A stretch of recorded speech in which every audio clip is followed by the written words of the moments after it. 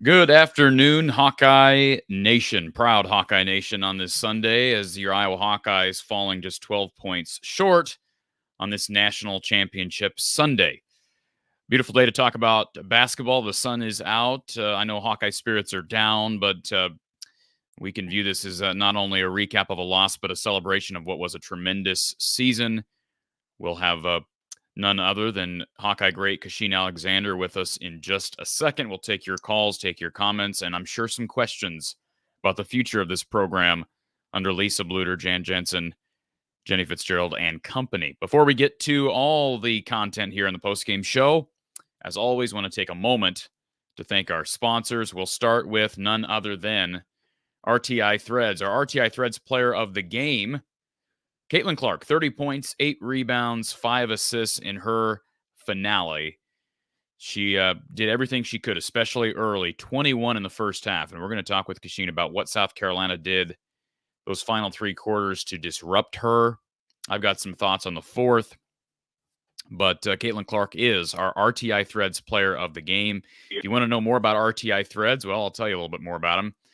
They are a company over in the Sioux City area specializing in player apparel, really helping the NIL world and a bunch of Hawkeye athletes. In fact, former Iowa DB Cooper DeJean, who's set to be drafted later this month, likely a first-round draft pick. He's got some NFL draft apparel available on his website, cd3lacesup.com. That's an RTI Threads website. That's www.cd3lacesup.com. You can also check out the apparel for people like Aaron Graves. I've got the Aaron Graves shirt on right now. Also Carson Shire, Aiden Hall, Zach Lutmer, and more, all part of the RTI Threads family. Support these young Iowa athletes in the future of Hawkeye athletics.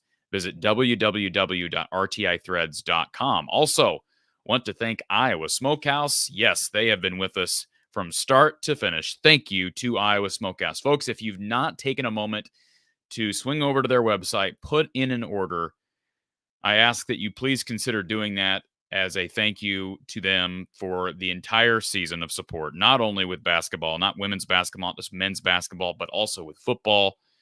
This is a company that cares about Hawkeye Nation. They care about the community, and they are doing great stuff for your basic snacking needs, whatever you're talking. If we're talking about meat sticks, beef sticks, jerky, steak bites, salsas, everything is just delicious. It's so high quality. And again, it's sourced right here in Iowa. Check it out, iowasmokehouse.com. Use the code Hawkeyes for 15% off. Again, that's the code Hawkeyes at iowasmokehouse.com for 15% off your order.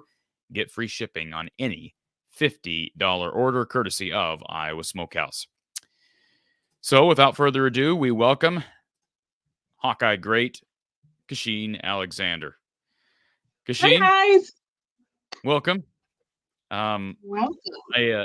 I know this is going to be a lot of people are going to look at this show as sort of a sad farewell to a unbelievable group of Hawkeyes, and we'll talk about the legacy left behind by people like Caitlin Clark and Kate Martin. You go down the list. But I want to just start by talking a little bit about the game, and we owe that to the fans to give a little bit of a recap. And, from the get-go, Iowa jumped on this South Carolina team quickly, got up to an 11-point lead in that first quarter. Mm-hmm. Caitlin Clark had 21 points. I felt like the pace of play really favored Iowa in the first 5 to 6 minutes of the game. And then things kind of switched. What did South Carolina do there in the first quarter to kind of turn things around and get back in the game? They asserted their dominance on the glass. We'd play great defense. We get them to make a tough shot or miss a shot, and we couldn't get the rebound, and that caught up with us. I think that's how they got back in the game. I think that we started to miss a lot of our open shots, especially in the third quarter. It's like we couldn't buy a bucket. I think that if I had to put 2 words on it, is rebounds and bench. That's the game for me. Again, on the glass, and then obviously we couldn't buy an offensive rebound. One, because they had 6, 7 there, so we had to be almost perfect in making our shots. We didn't get many of them, and weren't going to be able to get many of them. So I think for me, it just came down to the rebounding and then their bench. Their bench is what got them back in the game, those freshmen. So I think that overall, that's really what the game came down to. And I think they played their heart out. They withstood a lot of their runs, Iowa did.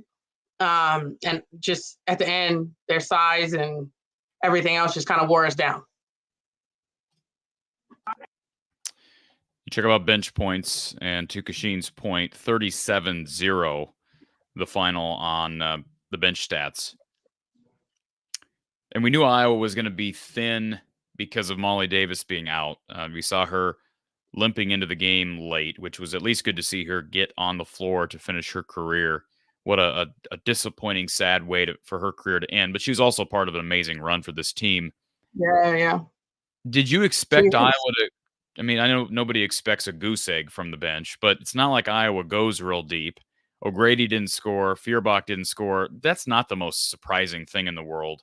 Are you surprised that we didn't see Taylor McCabe at points in this game? I mean, if Kylie Feuerbach struggled the way she did, I think Lisa Bluder was a little afraid to put Taylor in because she was all over the place. And I was screaming for her to get taken out. So I think in Bluder's defense, she probably was like, listen, if this moment is too big for Kylie, then I can only imagine what it's going to be like for Taylor. And I wasn't like, put Taylor in. I knew that in order for us to win this game, we was going to have to stick with our 5 and with Addison O'Grady subbing in. I knew that from the jump. 37-0, the final. And I think the big part of this was Tessa Johnson, the freshman from Minnesota, actually, your old neck of the woods. She had 19 points, 7 of 11 from the field, including 3 threes. And then you add Malaysia Fulwiley, the freshman from Georgia, who had 9 and 4, along with 4 assists, 4 of 10 with a 3. So, balanced scoring. They had a couple other players, total 9 collectively, just really balanced from the Gamecocks. You talk about rebounding. You knew Iowa was going to struggle in that area.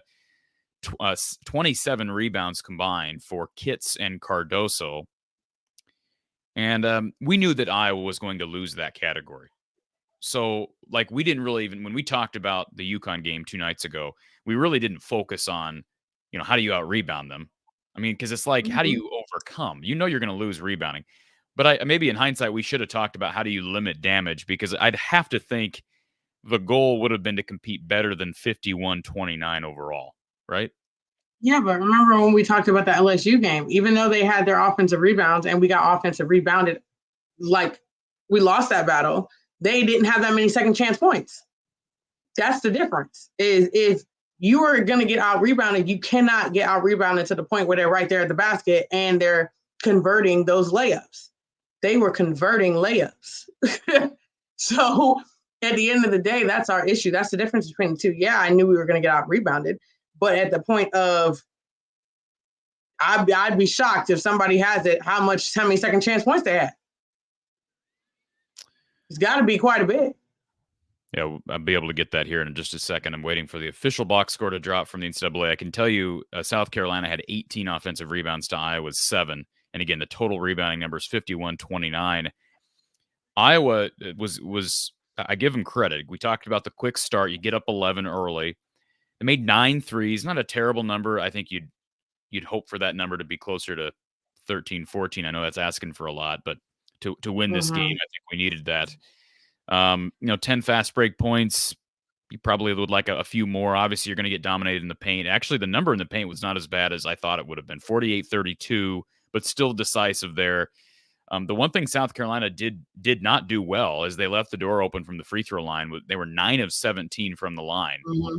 Just 53% from the free throw line. Iowa was 16 of 20.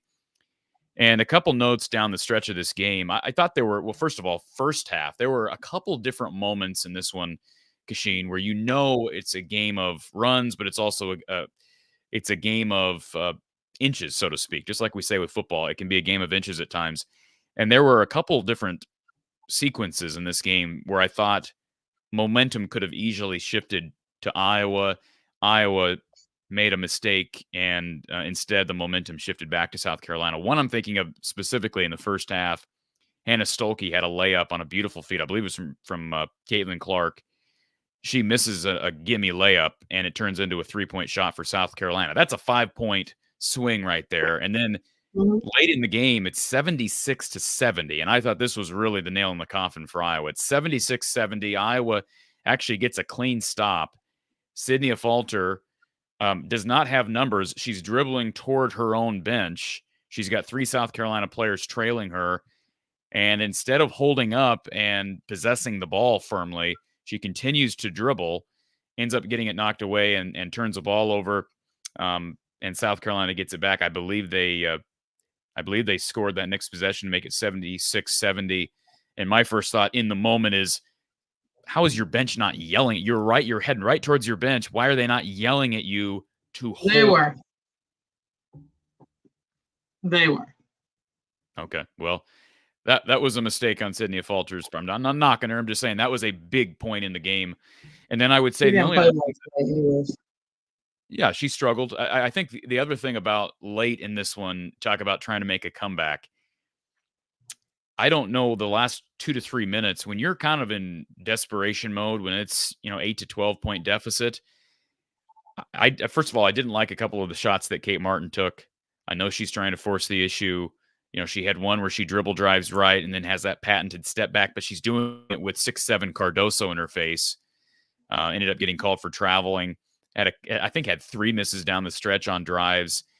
It just seems like that would have been the time for Caitlin to go to work and get some shots up from outside. And we never really saw her get a bunch of threes up at the end, at least give Iowa a shot. Anyways, I know they were in desperation mode, but those are kind of my thoughts on just how this game transpired down the stretch. Am I right on all that, Cash?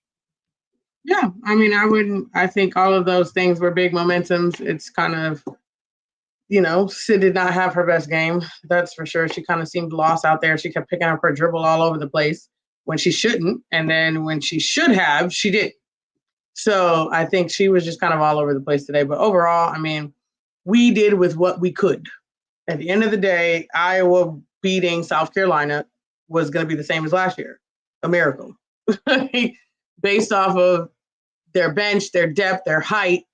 They're able to shoot threes this year. That was a tall task to begin with. the fact that we were able to battle just says and is a testament to the type of team that Iowa is, because we should have got blown out. Just if you look at team versus team and you look at everything each team has, we should have gotten blown out. The thing is that with the Iowa pride that we have and the way that we play basketball is why we did not. That I am proud of. One other play I didn't mention that was a little frustrating to me is the feed from, I believe it was from Kate Martin to Addison O'Grady.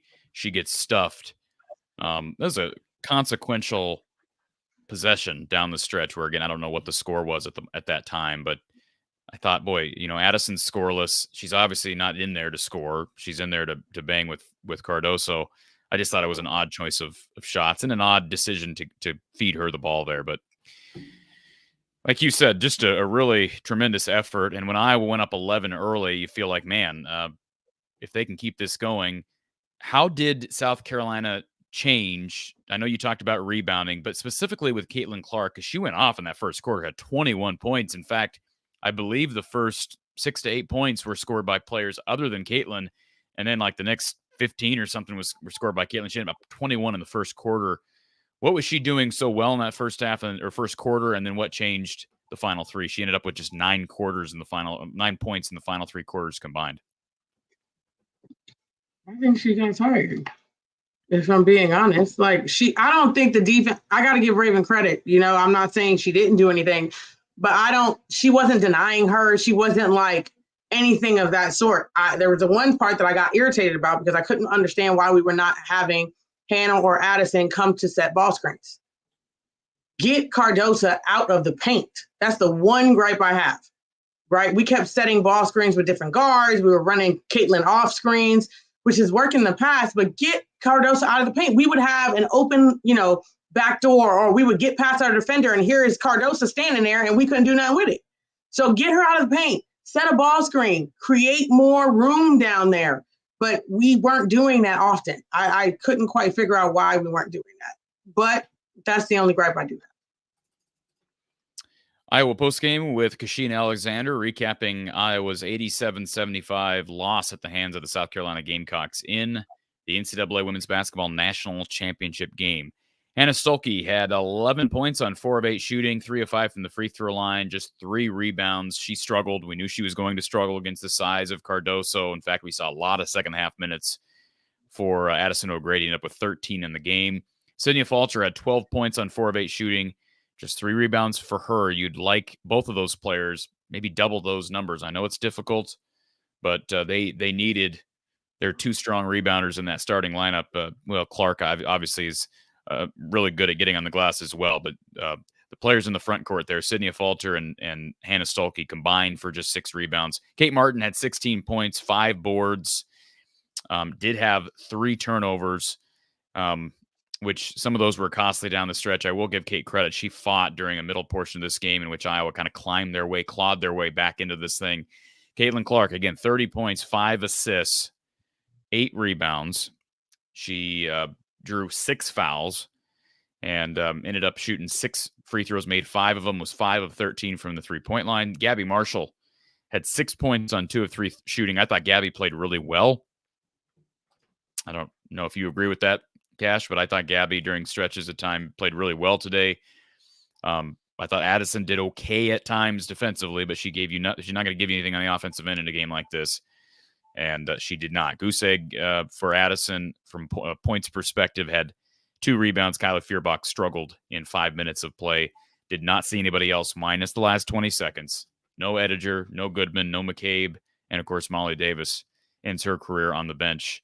Hurt. Iowa really struggled in that third quarter from the field. 29% from the field in the third. They were 1 of 9 from 3. That's hard to overcome. And remember, that third quarter, these last 2 games, has been really friendly to Iowa. They've really come out guns blazing in that third quarter of these last 2 postseason games, and it was kind of the opposite today. And it's not that South Carolina shot 62% in the third quarter. It's not like South Carolina left the door open for Iowa. They took advantage of it. And give Iowa credit to even be in a position late in this game where it's 76-70, and they were there. They were there with the ball, 76-70, with just a few minutes to go. So credit to the Iowa women, but a disappointing end to a phenomenal season. Let's go to our Iowa Smokehouse call-in line. Thank you for calling Iowa Postgame with Kachine Alexander. Who's on the line? Hi, this is Annie from Brooklyn, New York. Hey, How Annie. you doing, guys? We're okay. How are you? Tough loss. Yeah, we're surviving. Mark and Annie from Brooklyn here. I agree with Kachine. I think they should have tried to box out Cardozo more, and that didn't work out well. And I think the height advantage had a lot to do with the loss also, and then we just had some cold shooting and some bad choices on the shooting near the end of the third, going halfway into the fourth. Some of them just weren't dropping. They looked a little desperation. But all in all, I mean, what could you say about this season, right? I mean, it was a great ride. We enjoyed your show every week. Great seeing you guys. We enjoy it. And, I mean, I think Iowa needs to step up maybe the height advantage a little bit, because I had a feeling going into the game that was going to kill us. I don't know what your take on that is. I would agree with that. I mean, I made the comment about Camila Cardoso heading into this game that I thought she, based on what I'd seen throughout the year, the little bit of South Carolina basketball I'd watched, that she had really developed her post game. And maybe that's still the case. I don't think she showcased that today. I just thought she was so dominant on the glass. She didn't do anything. Like there were no post moves that I saw from Camila Cardoso that impressed me. But 6'7" is hard to. I think she was very intimidating in the middle, though. Do you think so? Oh, absolutely. On some of those shots. Yeah. Yeah. They were taking shots in the paint. I think they should have tried to shoot a little more from the outside, try to get Gabby open, set some more screens, because they were just getting intimidated down the middle in the paint. I don't know what you take on that. Maybe they should take a few more outside shots, but they weren't falling, Cash, is there another way to try to? I mean, someone brought up the idea of running multiple bigs at South Carolina on the postgame show after UConn, but we both figured that wasn't going to happen. It did not. Is there any way you can deal with the size disadvantage? Right. No. I mean, the only way you can do it is if they don't have shooters, but they do. So it would be the same thing we did last year, but we could not do that this year. So here, in case in point, is why it was going to be a struggle. Yeah. I mean, it was a struggle. You could see it. I knew coming into the game that height advantage was going to be a problem. But as you said, Annie, one thing, if I know a lot of people probably logging on here, we've got almost 700 people watching right now in spite of the loss. A lot of the people who are on here, including yourself, Annie, you probably partly want to celebrate and mourn, but you also want to look forward and be like, hey, this program's in a pretty good spot. How do they get better? And I think you hit the nail on the head. They've got some work. The only weakness I really could see today was just the height advantage. I mean, Staley tried. I mean, she was in there giving it a roll. But when you got somebody 6'7", that's kind of challenging.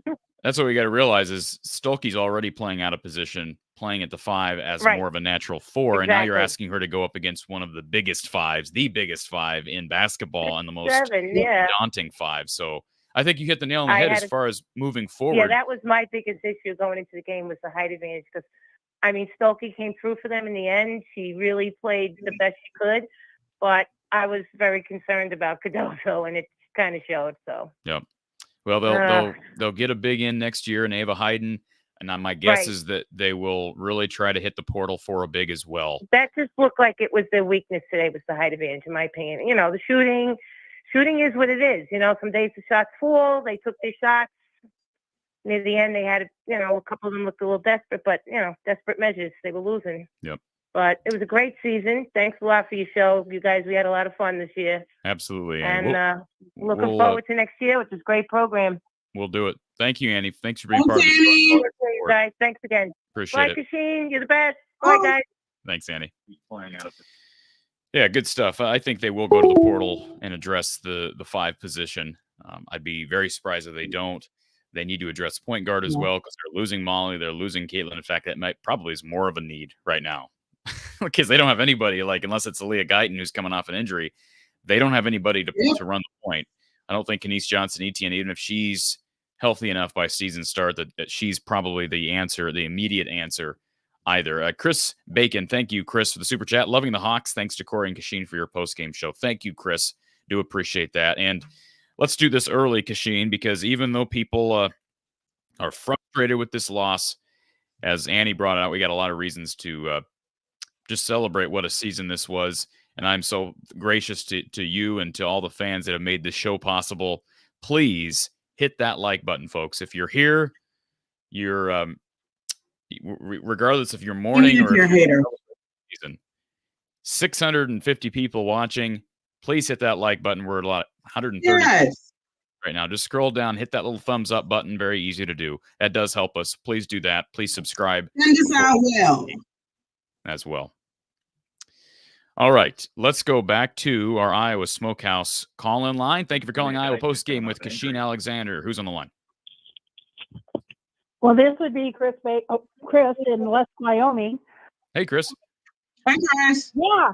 So, hi. I'm going to be upbeat. First of all, we're having a blizzard here that no one else is having. We've got 2 feet of snow on the ground. All the roads are closed. So, can't think of a better thing to do than watch the Hawkeyes play basketball. So, I just have a couple things. So, I just first thank you guys for your show. Really enjoyed it very much. And I'm looking forward. I'm not going to talk about the game. We all saw it. But looking forward, all I kept thinking was we need a giant. We need to recruit a giant. A giant, Chris? Can you a giant, yeah.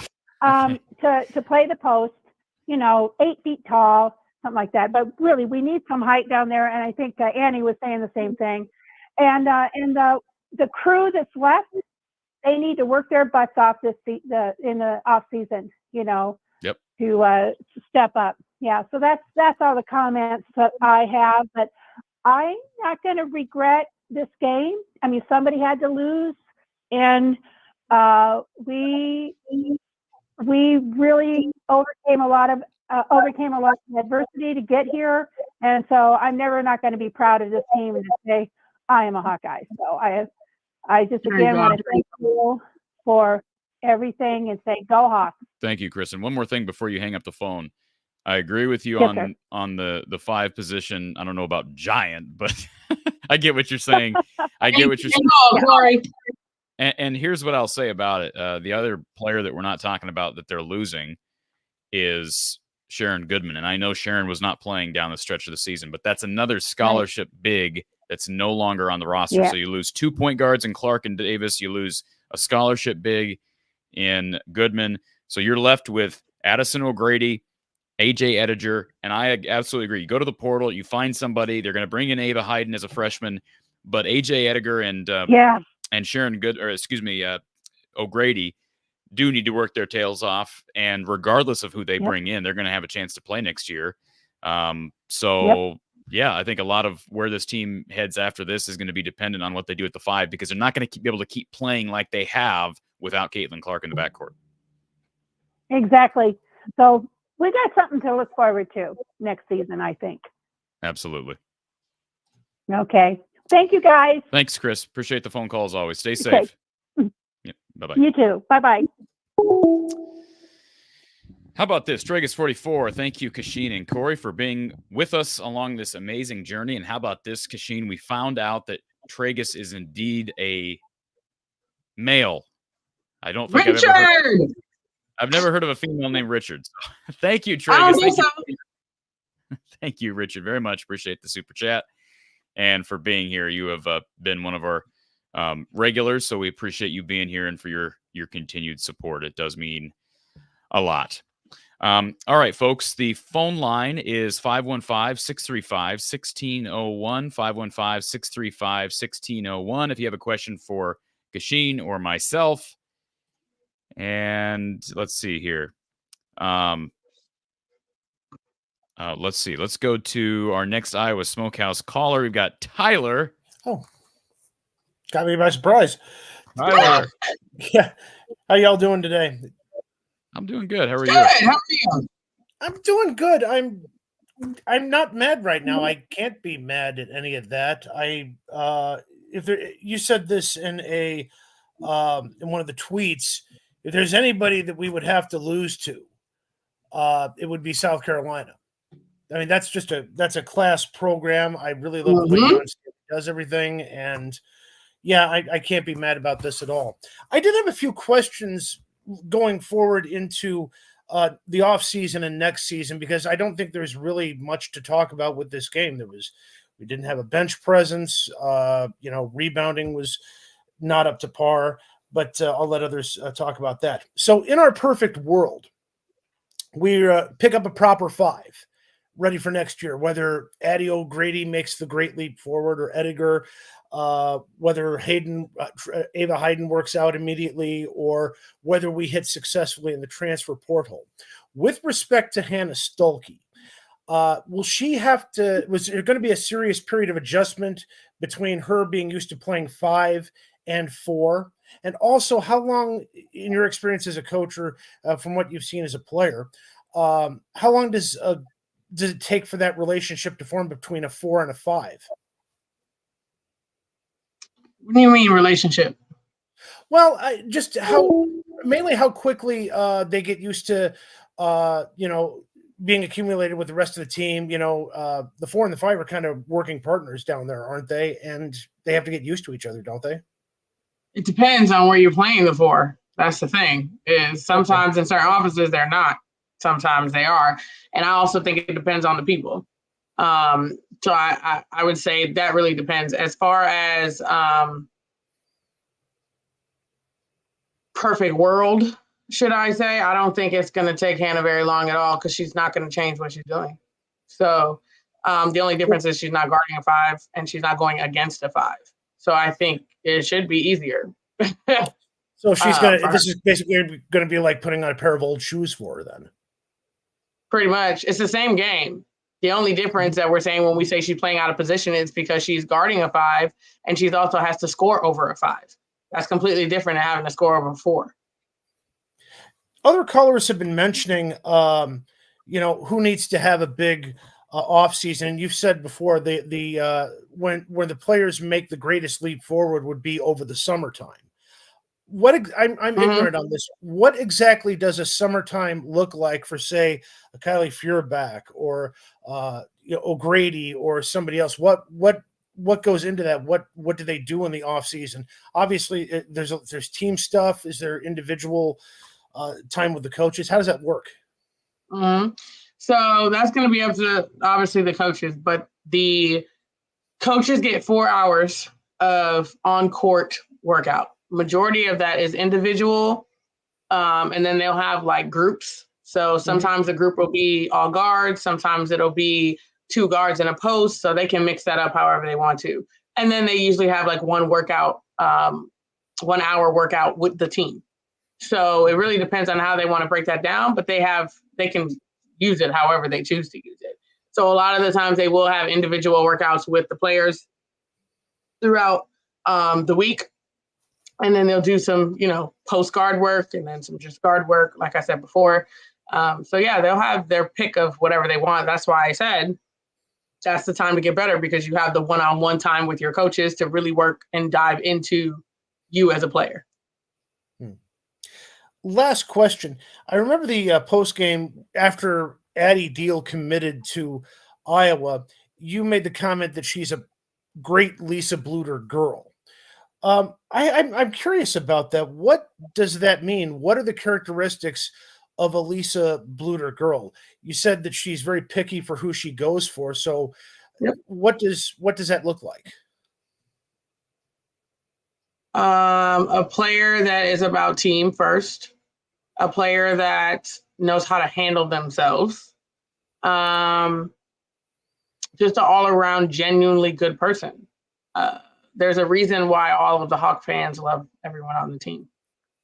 From Caitlin Clark, the star, to the end of the bench. I think there's a reason for it. And Lisa Bluter makes sure that whoever is on her team is not a bad apple. They're not selfish. They're not all for themselves, any of that kind of stuff. So I feel like those are the keys of, like I said, Lisa Bluter girl, and she does her research. Like I said, she's talking to your teachers, she's talking to your parents, your AAU coaches, just people around you in general who you may not even be thinking she's talking to. She is, but she wants to know who you are and not who you're trying to be. Final question, and then I'll let you guys go because I know you got a lot of other people to get to. It just entered my mind. I don't know how well you guys pay attention to what's going on in the transfer portal. For the needs that we would have for next year's team, is there anybody that hit the transfer portal that you like or you would love to see here yet, and if so, who are they? I don't pay attention to the portal. There's over 1,000 people in it, so nope. My time of searching the portal as an assistant coach are over. But I you make it sound very laborious. Yeah, no. I think, like I said, we need a front and an end. We need, what did I say? A caboose and a what? What is it when you the top and the front? Yeah, we need that. So we need a person in the front to guide us, and then we need to follow it up with the big. I don't know. Again, I have no idea how many scholarships we have, anything of that sort. Some people may leave. I don't know. But as far as I'm concerned, it needs to be one of the two or both. We don't need anything in between. We got enough of that. With kids, with the girls coming in, girls staying, all of that just needs to go. So we got one or two. We got front and back. I don't care, at least one of them. I prefer a point guard if we have to choose, because I think Addison O'Grady could take some great steps for next year. But obviously, I would like both. If I'm being selfish, I would like both. But yeah, I don't think any 2, 3, or 4, I don't see how that really helps us. Okay. Well, thanks, guys. I appreciate your time. Hopefully we'll see you both. Well, I definitely know Corey's coming back, but we hope to see you guys in November. Thank you. Thank you, sir. So a couple things. Thank you again to Tragus. Thank you for the super chat, Richard. Very much appreciated. I'm just going to say this right now. If you're looking to start a racially motivated conversation in the chat or engage in a race topic in the chat, it's not here. Okay? It's not here. So, first of all, if I see any verbal abuse or any racism or really anything political, racial, any of that stuff, it's very simple. I'm just going to put you in a timeout, and if it continues, then you're just going to be blocked. And you can say, how can you do that? This is my platform. So take it up with YouTube if you don't like it. We're not going to have that type of conversation. This is a basketball show. All right. So not calling anybody a racist in the chat, but if you are going to put something race related in the chat, expect it to get deleted, because that's not what this is here for. So anyways, that's all there is to be said. I don't even know what the conversation was about, but anyways, let's go back to our Iowa Smokehouse call-in line, as Kachine looks like she's having some internet issues at the perfect time. Thank you. Again, Richard, move on from that. Thank you, Richard, again for the comment. And thank you for this. Yes, if you're interested in supporting the show, the best way to do that, there's 3 links in the description. First of all, you got all of our sponsors. That's really the best way. Then there's also, you've got donation links for Venmo, Cash App, PayPal. You can donate by credit card once. You can make it a recurring donation. Whatever you're able to do is appreciated. It's all in the description. Donate by credit card by clicking the PayPal link. Do want to take a moment to thank Marianne for her super chat, or excuse me, her donation. Appreciate that. And Marianne, thank you for being a part of the show and for supporting things. Kelly, thanks, Corey and Kachine, for everything. You are very welcome, Kelly. Thank you for being here, for being a premium subscriber, and for your super chat. Let's go to our Iowa Smokehouse call-in line. Thank you for calling Iowa Postgame with Kachine Alexander. Who's on the line? Fred from Alabama. How are you? I'm all right. How are you? Good. How are you, Kachine? Well, Kachine got booted off by her internet, so you're talking to me at the moment. Oh. She may come back here in a second. Okay, no worries. No worries. I just wanted to say, disappointed in the loss, but How proud are you as a Hawkeye of this team and what they accomplished the entire year? Absolutely. You know, what a fun run it's been. And that's, I think, And the unfortunate thing, I was going to say real quick, the unfortunate thing about when we live in the moment, and so many fans that have come out of the woodworks to watch this team that they hadn't followed college basketball or women's college basketball in the past. I think sometimes you underestimate or you don't realize how special this is because they've done it 2 straight years. But do people realize how hard it is, not just to get to the national championship, not just to get to the Final Four or the Elite Eight, but to get to the second weekend? The men haven't done it since 1999. Oh, believe me, I know that. This is the girls' day. I won't. We'll talk about the men later. Well, my point in bringing that up is just to emphasize how impressive this run is. And absolutely, sometimes we forget that, hey, Lisa led this team, or a different Iowa team, to the Elite Eight just a few years prior, before the Caitlin Clark era began.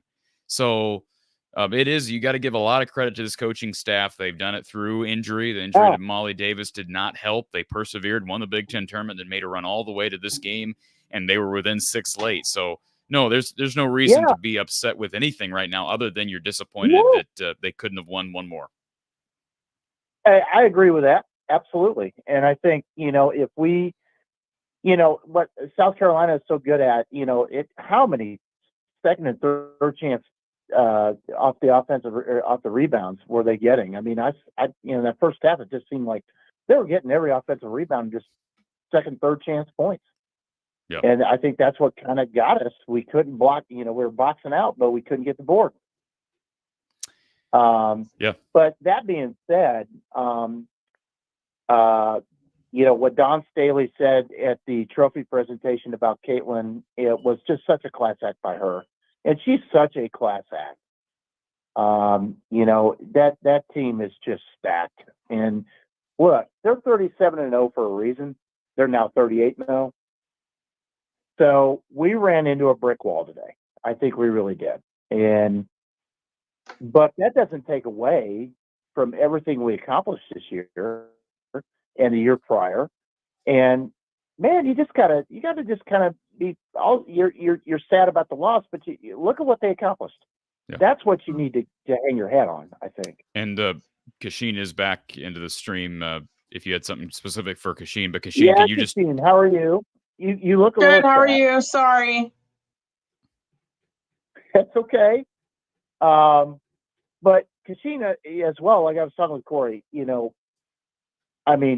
disappointing in the loss, but man, what a run. And how fun were they to watch? Absolutely. There's a lot of glass half full I can take from this. And Coach Bluter is such a class act, and their entire coaching staff and everything. They gave it their all today. And they had a chance, came up short. That stinks. But in the end, it's been a fun run. And I look forward to the future. And Coach Bluter, I live here in Alabama now, but I'm originally from Davenport, Iowa. So I am old as dirt, but I remember when Lisa Bluter was coaching St. Ambrose. And that goes back longer than you want to know. So that goes back a long ways. But Kachine, how do you feel? I know you're disappointed, but what's your take at the end of the game? I'm kind of like what Tyler said in the last caller. I'm fine. I'm a little disappointed, but I'm not shocked. And number two, I'm just happy to have witnessed and been a part of it. Like, I'm just grateful that Caitlin chose Iowa and that she chose to give the deserving fans that I so much love and played for myself, that gave them this ride. I'm just happy and proud of kind of what Don Staley said in her press conference, well, whatever you want to call that, after the game, of just thanking Caitlin for putting women's basketball on the map. We've been hooping for a long time.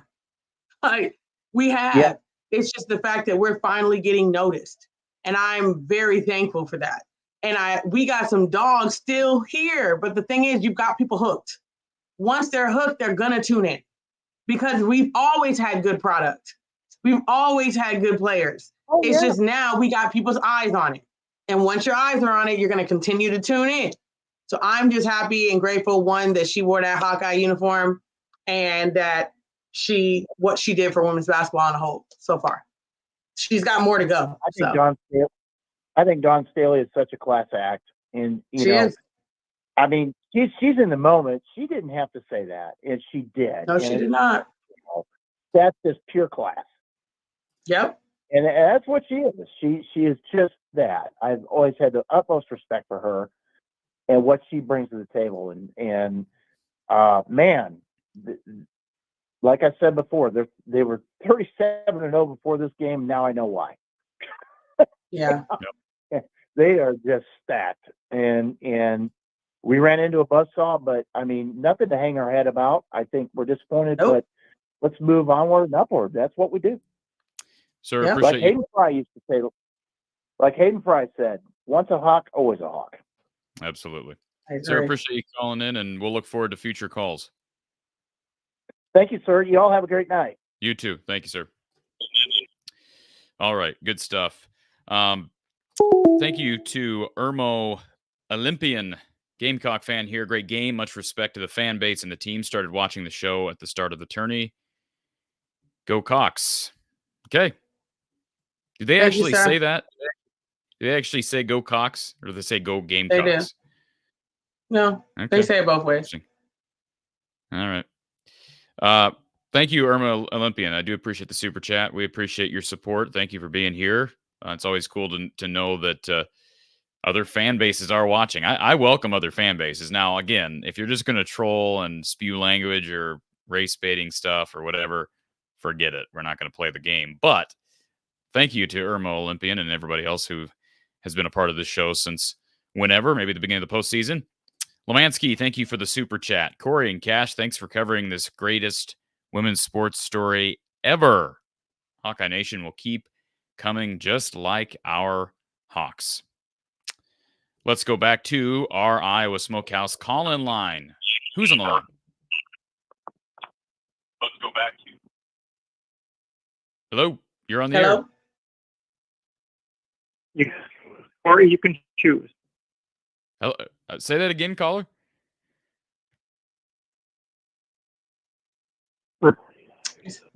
Hello, Mansky, I think.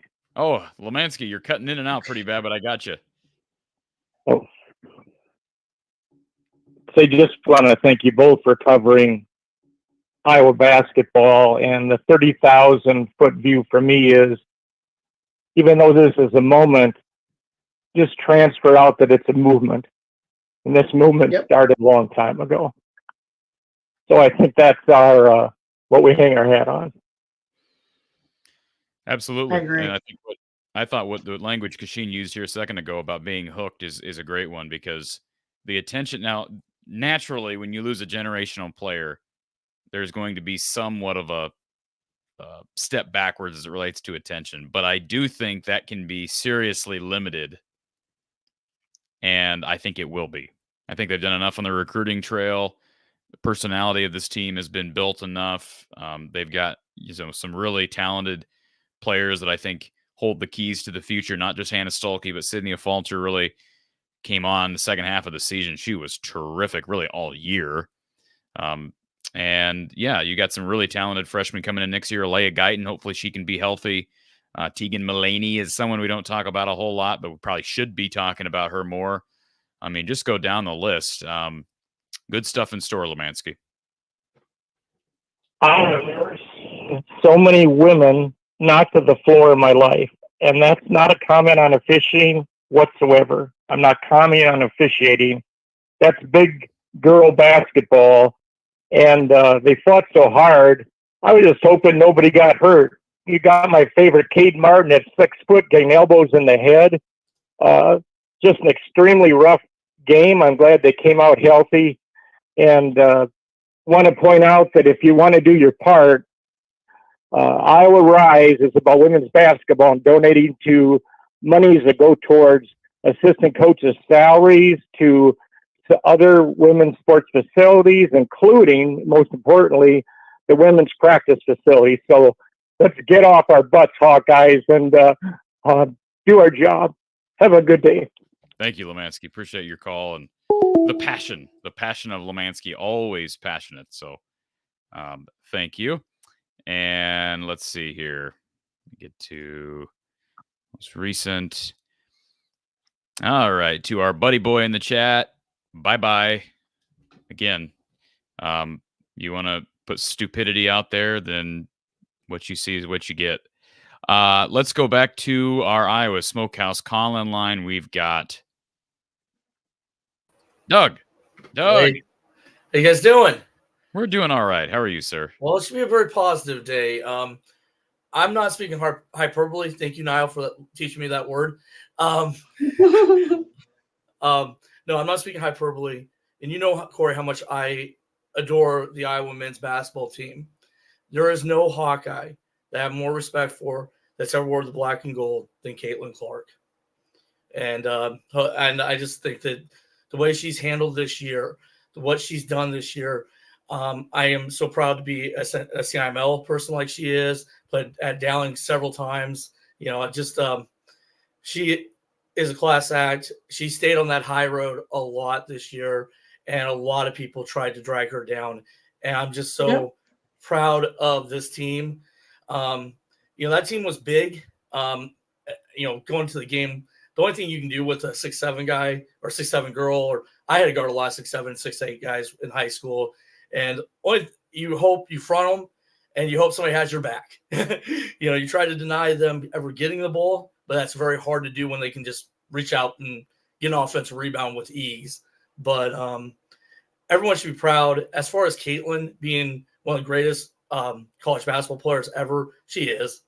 Just because she lost this game doesn't mean anything as far as her legacy, because you know, I know Jay Williams said some things, you know, again, you don't even know how to ride a motorcycle, Jay Williams, so you need to be quiet. But anyway, he said some things like, you know, it doesn't mean anything if you don't win a championship. Well, it's pretty easy for him to say when he played on one of the most loaded Duke teams ever. You know, that South Carolina team was really good. And Iowa, those girls did awesome. Anyone that's being negative right now, that's not what this should be about, you know. Absolutely. And here's my take on this, and I want to make sure I put this out there, right? Everybody who says, you know, she's not the GOAT because she didn't win a championship or anything else, you're entitled to your opinion. But here's facts. Facts are, if you take any of those other GOATs and you put them on Iowa's team, are they going to get them as far? Yes. That's the question. Because everybody else who's won rings, technically speaking, all of or half of their starting five has been in the WNBA. How many people on Iowa team are going to the WNBA? Caitlin Clark. Yeah. So at the end of the day, I get what everybody's saying. I understand. Trust me. But could any of those players take that Iowa team to 2 back-to-back national championships? 100% right. That is why she is my GOAT. Okay. And I don't really like anybody can have their own opinion. You're absolutely right, Kachine. But the idiots out there that try to make the definite statements that, oh no, until you're, and by the way, what was with the comments from where was it Taurasi that I heard him from, or was it not being the first pick? No. Was it Lynette Woodard? Her comments she made. I want to get your thoughts on those comments, Kachine. I'm assuming you listened to Lynette Woodard's comments that she made regarding the record and how she doesn't believe the record actually got broke by Caitlin Clark because she brought up the 3-point line and all that. Were you surprised by that, especially after Iowa invited her to be a part of that celebration back in March? Listen, we've said this before. We're going to continue saying it. Their time is different from our time, right? If you think about the amount of points that Pete Maravich had with no 3-point line is insane. I'm agreeing to that. How she said it is that I have a problem, because I feel like she said it in a snarky way, like not like a, you know, just stating facts or whatever the case is. Yes, we know that you're how many ever points, how many ever, whatever they were. came from just 2 points. It's crazy. Yeah. You got more baskets, I'm sure, just to get that. But the thing is it sounded like a dig, not like, oh, you know, my points are this, that, and the third. It didn't sound genuine to me. It sounded like you were throwing shots. Again, you are right in what you're saying. You literally had that many points off of 2-point baskets. That's crazy. But at the same time, why is it that women are always trying to undermine other women? It makes me angry. Because at the end of the day, you don't see men doing this. You don't see LeBron James talking about the college players and how they're this and how they're that. You don't see that. They are accepting of them. They are talking them up and, oh, this boy's a bucket. He's this, he's that. Yeah. Why is it that women always feel like we have to be inferior to other women? I don't get it. Just be happy. Welcome to the W. We can't wait to have you. Again, there's always going to be some back and forth, but Lord have mercy. I don't understand it. It looks horrible. It's like, I don't even want to support the W if you're going to be treating women like that. Be happy for her. Caitlin ain't said nothing bad about y'all. Angel Reese ain't said nothing bad about the W. But yet here you are on national television talking about how Angel Reese's career is over because she's going to the W. How Caitlin Clark is this. What is wrong with you? Like, you are a very unhappy individual. You should retire. Yeah. And that was why I rant on Diane Taurasi, because she pissed me off yesterday. I was so upset with her because I expected more. I expected more from her as a veteran. I expected more, but she can't give me more because I'm not going to say what I feel. But anyways, that's how I feel about that. That is why the W has taken this long to get to where we are, because of people like that. That's all I got. Sorry. Well, Cash, that's actually a very popular opinion, and a lot of us have that opinion as well. And we don't understand the self-sabotage of the league. I don't, and I'm just going to end on that point. Why won't the league embrace Caitlin with everything they have? Market her. Tell her. All of them. Yeah. Angel Reese, she's coming with the set. I mean, she's coming with a lot of people behind her. Yep. People want to see that. And yet here you are talking about the girl that ended her career because she's coming to the W. What? I don't understand that logic. Like, why would you do that? You should be embracing these women. We can't wait till you get here. Yes, there's going to be an adjustment. But like somebody said on my Twitter, Sabrina Ionescu averaged 18 points per game her rookie year. Aaliyah Edwards, her rookie. It's not, yes, there's an adjustment, but trust and believe they done made the adjustment. Yeah. So just be happy about it. You're getting more people to you, more money, more eyes. Maybe you can stop flying Spirit. Like, come on. 100% agree. Lord. Build your brand. But all of us build your brand. Yeah. Doug, why you got to get Lord? Doug, why you got to get Kachine all worked up, Doug? I'm sorry. Diana Taurasi had me on 10 yesterday. I was so mad at her. I couldn't believe it. I could not believe it. Well, it's all paused. Well, I mean, we did lose, but hey, build forward. Go forward. Stay on the high road. We got this. Iowa basketball has a bright future. Iowa athletics has a bright future. If people want to cry, cry. But it was an amazing season, and I hope that everyone can reflect on that and give these girls the credit they deserve. And thank you, Corey. Yes. Thank you, guys. And Oops. Oh, he wasn't done. You're back. Oh, nope, he's gone again. All right. Well, we'll get Doug back some other time. Doug, I'm sure we'll have some basketball wrap-up shows, whether they be just centered on women's basketball, men's basketball, something. So we'll talk to you again, Doug. I can't wait. Let's go back to our Iowa Smokehouse call-in line. Thank you for calling Iowa Postgame with Kachine Alexander. Who's on the line? This is David. Hey, David. Hi, David. Hey, this is you know me as DW. Hey, DW, how are you? All right. Hey, I just wanted to, first of all, say the StreamYard link isn't in your description today. Are you sure? Several times. Well, how did all these other people get in? I don't know. Maybe they have the link or whatever already. I don't know, but I didn't. That wasn't there. I couldn't see it. Okay. Well, anyway, I appreciate you calling in. I was just calling in. Hey, I'm just happy for this team. Yeah, we wanted a championship, but this team provided us so many great memories, not just this year, but the year prior, to make to the Final Four 2 years in a row for an Iowa sports team. Unless you're wrestling, I mean, it's fantastic. And to make it to the national championship 2 years in a row, it's great. It's great. These young ladies did a fantastic job. Lisa Butter did a fantastic job. And South Carolina won today, but you know what? There are only one blemish in the last 2 seasons is to lowly Iowa, right? Yeah. So that's something to take to the bank, I think, and to hang our hat on. And they just play an outstanding game. There is something almost poetic about it. Not that I like it, but Kachine, isn't there almost something poetic about the fact that Iowa avenged so many losses along this run where they beat LSU and they beat Nebraska in the Big Ten tournament, and they beat UConn, who they had lost to a couple times during the Clark era. And in South Carolina, their one loss was to Iowa, and they avenged it against Iowa. I'm not saying that's the result we wanted, but it does show.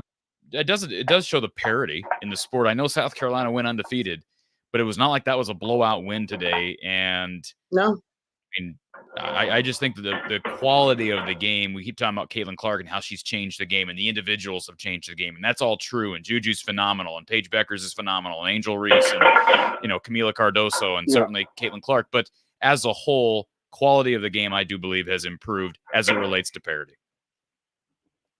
Absolutely. And I just wanted to say, one, thank you guys so much for putting on the show. And maybe you've already told this story. I don't think I heard it, but could you tell us, Corey, how you got Kachine hooked up with this show? And Kachine, how did you, what did you think and your experience so far with this call-in show? I'd be interested to hear. Then I'll let you guys go. Thank you, DW. Appreciate the call. Corey slid in my DMs. Yes, that's technically what happened. And it was through, I believe it was through LinkedIn. I believe it was LinkedIn. I'll give some credit to my guy, Kyle, because I put Kyle on the assignment of helping me find someone. And I know there were several players this year that had babies. So several former players that had children. But Kachine, you were the only one that you were pretty early in the efforts. I'll admit I tried to contact a few other former players and talk to a couple along the lines, but I'm glad this worked out because you, as we've talked about, you're not afraid to be critical, but you are also a homer, and I think you bring a lot to this show. So I do appreciate that, and I echo the words of Bobby. You have made this show outstanding. Thank you, Bobby, for the super chat. It says no game day is complete unless we hear from you. Kachine, hope you're able to be part of the show next season. Stay safe, and most importantly, go Hawks. So, DW, I guess you want to answer his question to you as well, Kachine. I mean, I don't think you knew anything. You didn't know who I was. You didn't know about anything about this show when I reached out to you because apparently I wasn't big enough. So that's fine. But okay. Well, no, I just want to know how do you answer the question then? I mean, did you check out the format, or what did you think about this format to get fans involved? So I did not. I just watched I'm not on YouTube like that. My dad's a big YouTuber, but I'm not really on YouTube like that. So I was just watching the games like I normally do as a fan and an alumni. And then once I think you sent me a link or something about it, and I started watching a little bit more and I was like, okay, like this is a good option. This is cool. Like I'd love to be a part of it. Now it was only going to be like a couple game situation. And then it became like, I really enjoyed the back and forth banter between, the fans and all of what this platform embodies, and even just seeing it grow. And I actually enjoyed commentating about it. So that's kind of how it was. So I have to thank you guys again, because you guys gave me another connection to the Iowa Hawkeye fan that I miss so dearly. So I'm very thankful for that, and Corey. And so, yeah, I'm excited. I will be going back to Iowa for alumni weekend next year. Well, technically it's this year, right? Whatever. Next season.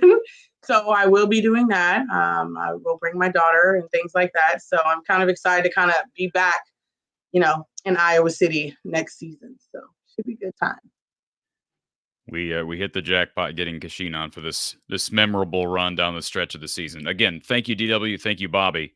Do appreciate that super chat. Thank you for supporting the show. Again, our phone line is 515-635-1601. It's actually full right now, so the phone line is busy, but the StreamYard line is there are still openings. Let's go to our next Iowa Smokehouse caller. We have got Corey. Corey, welcome to the show. Great to be on again. And StreamYard is alive and well. It is alive. Whatever falsisms are being created. No cut on our buddy that was commenting on StreamYard, but I had no problem getting on. First and foremost, I want to show my gratitude for I'm an Iowa boy, born and raised in Iowa. Stuck out here in Michigan. I got tricked into marrying this Michigan girl, and I'm stuck here now. And you guys bring me closer. You bring me back to Iowa, and it's a sentimental place in my heart. This show heals that gaping wound of that state of Iowa that I'm missing, and I'm sincerely thankful. And Kachine, I hope you come back next year, because just like Don Patterson, you guys you're the inside connection to our teams that we love and cherish, and you bring us closer to these teams. And without you, we just have Corey, and Corey you see how tough he is on people. I mean, he boots people off of his channel. So as he should. I'm a real hard-nosed. Real hard-nosed. You know what, Corey? I love it. I like a little bit of law and order and structure, and you sustain that. So, but I want to echo some gratitude. And again, first and foremost, you two. Secondly, Dawn Staley giving recognition to Caitlin Clark. Just for someone to see Dawn Staley in tears at the end of that game, shows you the respect that she had for her opponent. And also, she's grateful because she's assembled a team. You're not going to assemble a team much more powerful than that team. Secondly, I've got to give her credit because I've never seen a team with the second teamers, the freshmen, the youth play so freely. Kachine, have you ever seen freshmen in a high pressure game perform at such a high level? I mean, I'm sure if we go back, there might have been, but they were just so loose. And I think, like they said, it was attributed to Dawn giving them that confidence and telling them that it's okay to make mistakes. That's what allows you to have confidence in those big time moments and not, clam up. So I'm a huge Dawn Staley fan. I am. I think that she's a world class. I think that what she's doing to bring those girls into women and, teach them life lessons outside of the basketball court is something that she's a GOAT coach, in my opinion.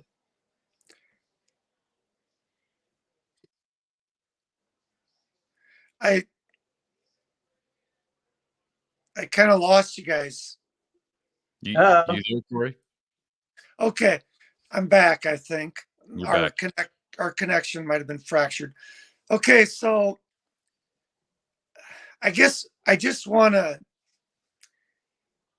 I think that one person trying to carry such a heavy load, you show me a tired, exhausted player, and I'll show you a coward. And I think that the load that was on Caitlin's shoulders was so great. You look at the game, the previous game, those little floater fadeaways from 4 to 6 to 8 feet by Kate Martin, they didn't fall today. Those little bunny runners with those perfection passes to Hannah Stolke didn't quite fall because you had a 6'7" obstacle in the way.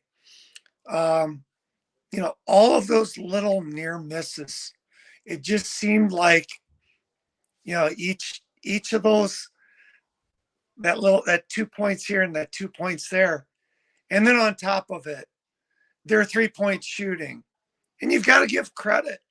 I mean, they improved their outside shooting. And I think you have to tip your hat and give recognition to South Carolina for improving their weaponry, and just tip your hat to greatness and lose respectfully and graciously.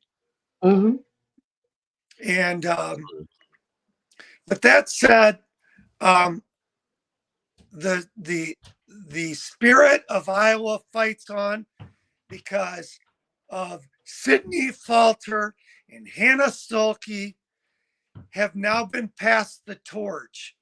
And they will continue the fight, and they will set the tone for this team. Now, one last take, Kachine. I piped in on a post-game interview, and Hannah Stolke commented that, and I'm not going to be able to paraphrase it and capture it perfectly, but something along the lines of, the 5 is not her desired position. She'd prefer to be in the 4. And so, I mean, what's your take on next year? Do you see Hannah Stolke in the 4 spot and they bring in a 1 and a 5? That depends on what they got. And like I said, I think Lisa Bluter is going to put the best 5 on the floor. So I don't know if we have a 5 that can handle the 5 spot. Yeah, she's going to move her to the 4. But if we don't, and the best player is somebody who can play the 4 position, Hannah going to stay at the 5. So that depends. Yeah, it's just, when you try to match, you see the great teams and they fall just short, and you see where they fall short. It's the rebounding and the size and the physicality down low. If we can bring in a transfer, does that free Hannah Stolke up to just totally dominate on the post against another 4? Honestly speaking, I think Hannah's going to dominate anyways. I mean, we saw what she even just did today against 6'7". So I think another year under her belt, another summer under her belt, I see great things for Hannah no matter what position she's in next year. Yeah. And I want one last comment on Hannah Stolke. She will kill the competition with her smile. That is true. That girl and her smile, she's going to win, and she's going to be a winner because she continues to smile. And that smile is infectious, and it will infect the rest of that team. And there's special chemistry in teams that achieve greatness. And it's little things like Hannah Stolke's smile. And as a Marion, Iowa, born and raised young man of 52 years old, I tip my cap to Hannah Stolke, our Cedar Rapids girl, and I think the future of Iowa basketball is in a great place. With I don't have any inside information on recruiting, but I've got to suspect that there's going to be some players that want to go to a place with this kind of following, and fandom. Yeah, for sure. And Yep. Last comment.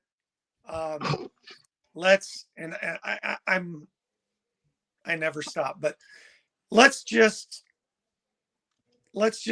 tip our caps to greatness. South Carolina is likely one of the greatest teams ever assembled to this point. Yep. And to Don Staley and to Coach Bluter, I love you. Just like I told your husband at the tailgate, you're like another mom to us all. And Thank you, Corey. everybody needs a Lisa Bluter. So Thank you, sir. fight on. Go Hawks. Go Hawks. Thank you, Corey. Appreciate it. Enjoy Corey's phone calls. And all right. Yes. So good stuff. We've still got people who are waiting in line. So we'll try to continue to pound out the Hawks, we got a guest. Uh-oh. We've got the is this the famous Juliana here? Ah, yes. This is the Say Kachine. hi, Hawks. Hi, Hawks. Let's get rid of the banner here so everybody can see. I Now, know. I know who this lovely young lady is, but can Say she hi. introduce Hi, all of the- everyone. This is Juliana. This is my daughter. So I just wanted to introduce her to the Hawk fans. You say, go Hawks? Go Hawks? Yeah. Hopefully she cheers some of you guys up. Just a little bit. How could she not You want cheer to say people? bye-bye? Bye-bye. She's a parrot right now. She repeats everything. So say bye-bye. Bye-bye. All right, Well, here you go. Go to Gigi. Go to Gigi. She's not I fine. hope that, My mom's going to have to come get I hope that Jan or one of the coaching staff, someone in the coaching staff has their eye on her and Oh, Lord. starts making sure that they know, hey, this person's here. It's okay. Coach Jay actually said that. She was like, what year is that? I said, Coach Jay, you better be retired by the time she's ready to go to college. Okay. I hope you're retired by then. Is it like 2039, 2038, somewhere in there? Listen, where we at here? She's what, 3? So we've got 15 years. So yeah, we're somewhere around there. 2029. Awesome. That's crazy. Anyways, I'm glad you guys got to meet her. That's good. Pleasure was ours, Kachine. And Katie, thank you for the super chat. Do appreciate that. She says, thank you for taking a strong stand against racial remarks. Yes, I agree. I missed that because I cut out, but yeah. Typically, here's the deal. Typically, if I see something on Twitter, I just ignore it and keep on going. But if it's on here, this is our show. So this is exactly. So thank you, Katie. D. Rollison, MVP to Corey and Cash. Illinois State is next. What does that mean? What am I don't know. I'm confused. Help me. Anybody? Somebody's gonna have to. Is our baseball team like that or something? Let's go to our next Iowa Smokehouse caller who will help us. Tony, you're on the air. What's up? What does this mean? What is it? I'm guessing, and I have not Googled it, but Illinois State is our first opponent in women's non-conference. Oh, okay. Oh, that would be my guess. That would be my guess. Makes sense. Boy, Tony, you are quick. And by the way, before we You're get on to your it. comment, Tony, I need to put the super chat because it's been sitting there. Oh no, it says football. John Elmore, thank you, John. He says, thank you, Iowa women, for your determination and grit. It was an unbelievable ride. It has changed me as a sports fan. Was right there to win a title, but could not be more proud as a Hawkeye. I love what Caitlin and company have done. Thank you, John. Appreciate you being here for the donation and obviously for your support of Iowa women's basketball. It is much appreciated, not just for me, but I know from Iowa athletics. Go ahead, Tony. Speaking of hooked, have you ever fished being a Minnesota girl there, Kachine? Try that one more time. You said what? I'm sorry. Speaking of hooked, have you ever fished being a Minnesota girl? Yes, I have. Yes. Mm-hmm. What was The your only biggest thing you catch? can't get me to do is ice fish because that doesn't quite. I'm sorry, I can't rock with that. Nope, count me out. But fishing, I love fishing. I love being on the water. It's a good time. But ice fishing, y'all got no. My wife is from up by the St. Cloud area, and she's a Okay. big fisher, ice fisher, bear hunter, even as well. She shot Yeah, 2 this bears. is true. Big Like, hunters there. Yeah, you understand that being from Minnesota. I do. They shoot bear up there, you said? Oh, Tony? yeah. 2 black. Oh, yeah. She shot 2 black. Like, that's. Yeah, it's. This is your wife? Yes. Okay. He should be terrified. So I am. Don't worry. I see why you're always out. The garage. What? Yeah, he should be terrified. I can see why you're always That's out in the hilarious. garage. And like, I can't get the camera angle around, but she actually has a black bear mount in the garage. Oh, okay. She shot the black bear and all that fun stuff. That's legit. All right. What you got for us? Okay. The coaching adjustment from the first quarter was amazing from Don Staley. Like, for whatever reason, in that from the beginning of the game to the first media timeout, they just let us have any defensive rebound, and they did not attack the offensive glass. And to me, that change affected the game tremendously. Like, it seemed, I was like, I'm watching this, I'm like, what are they doing? Like, they have the height advantage and everything. Like, we can just go get every defensive rebound and they're not going to contest us, and they're scared of our transition break. Like, any thoughts on that? Or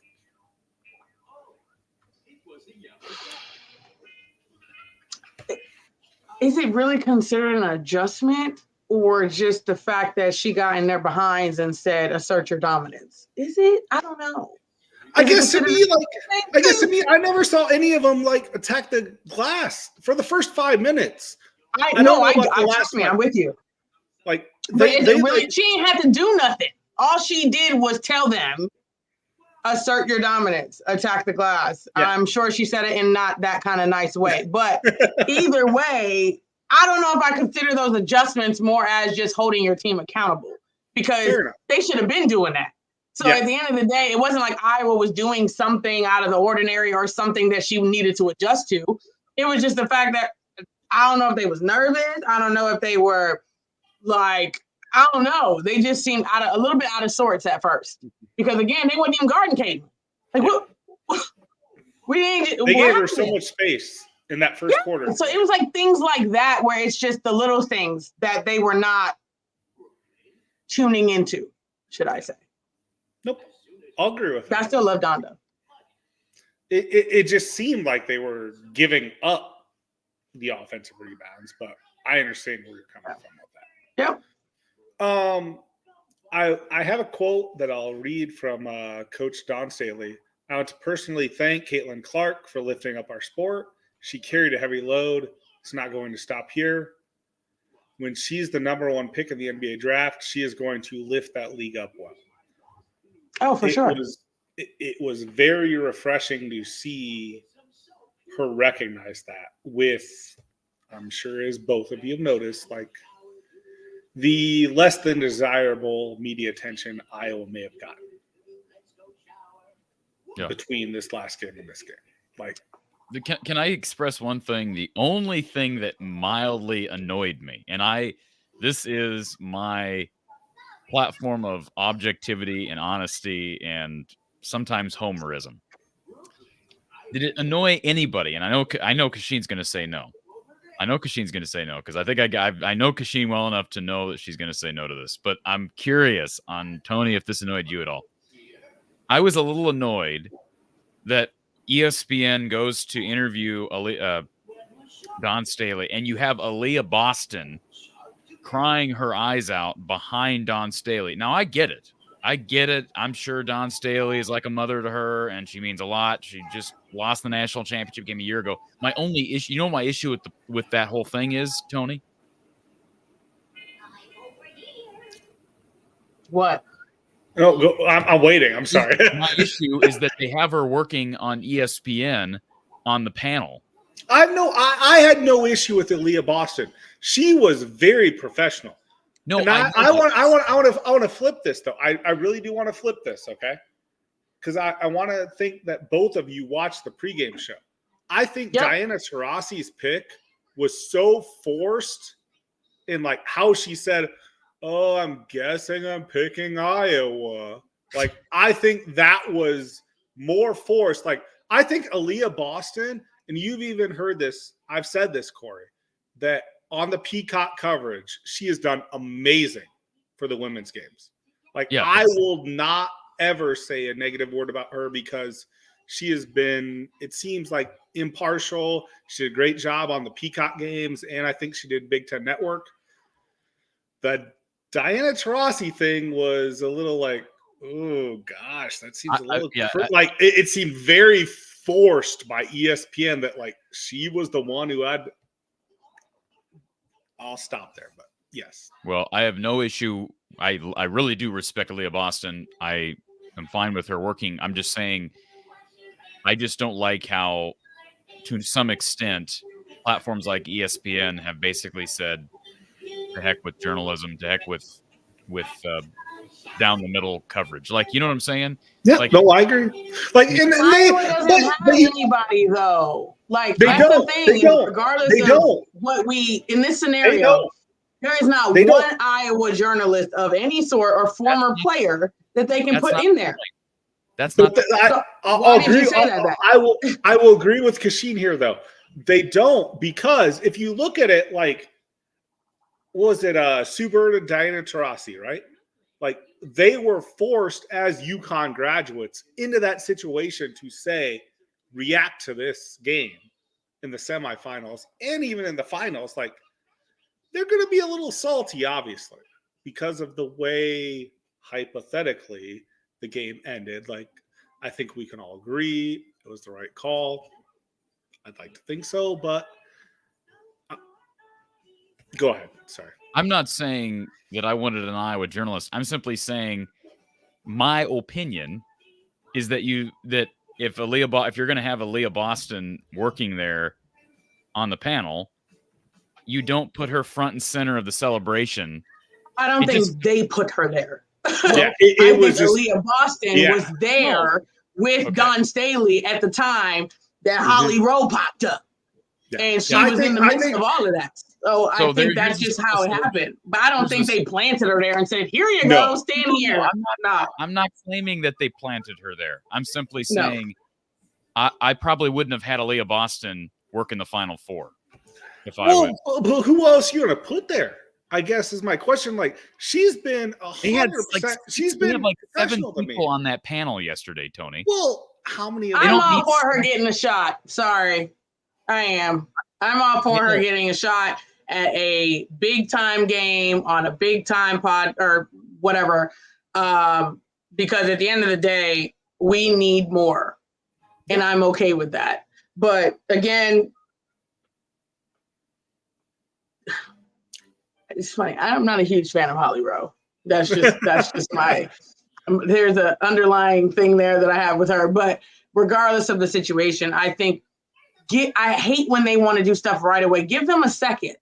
Let them, cry, bask in whatever they got going on, and this, that, and the third. They didn't even give them a chance to, break down. It was like they went to go do their shake hand thing after they celebrated, and then it was like Holly Rowe was, in your face. And trying to, relax. We're still going to be here watching. I promise. Do something else. Put some highlights up there. I don't care. Allow them to do what they do and not try to be in their face as soon as something happens. Just relax. And maybe Aaliyah Boston wouldn't be caught right there in that moment, because her leaving probably would have garnered more than her staying. Because you there now, you might as well stay. Hell. And that's totally fair. I'm not blaming anything on Don Staley or on Boston. I'm just saying, in my old-fashioned mindset, either you're media or you're not. And if you're not, hold on. Okay, go ahead. You're not going out on the court and sobbing on camera when one of the coaches wins. That's all I'm saying. That's all I'm saying. I'm not nothing personal against her. I understand why she would Corey. Well, I guess if I like was in a Leah Boston spot, I would have been jumping up and down if I were. I'd have been on the court. I'm sorry. Then don't you think that doesn't that mean you're too compromised to work at ESPN? No, because just because you are a hard fought person, the same way I'm objective, she can be objective. Doesn't mean I'm not going to be screaming through the roof and jumping on the floor with Lisa Bluter and the team. That doesn't mean I can't do my job. My job is over. They didn't need her. So at the end of the day, I'm going to go celebrate. Yes, there's so much emotion built up in there. I'm going to go celebrate. Absolutely. I am going on the court. Now, I didn't think that she was biased in her approach talking about the game. I didn't think she was that, which is hard to do if you're an alumni. I'm going to be flat out. It is very hard to do. So especially if you're that emotionally invested. Now, can I do a flip side here, Corey? She knows who her teammate's going to be next year.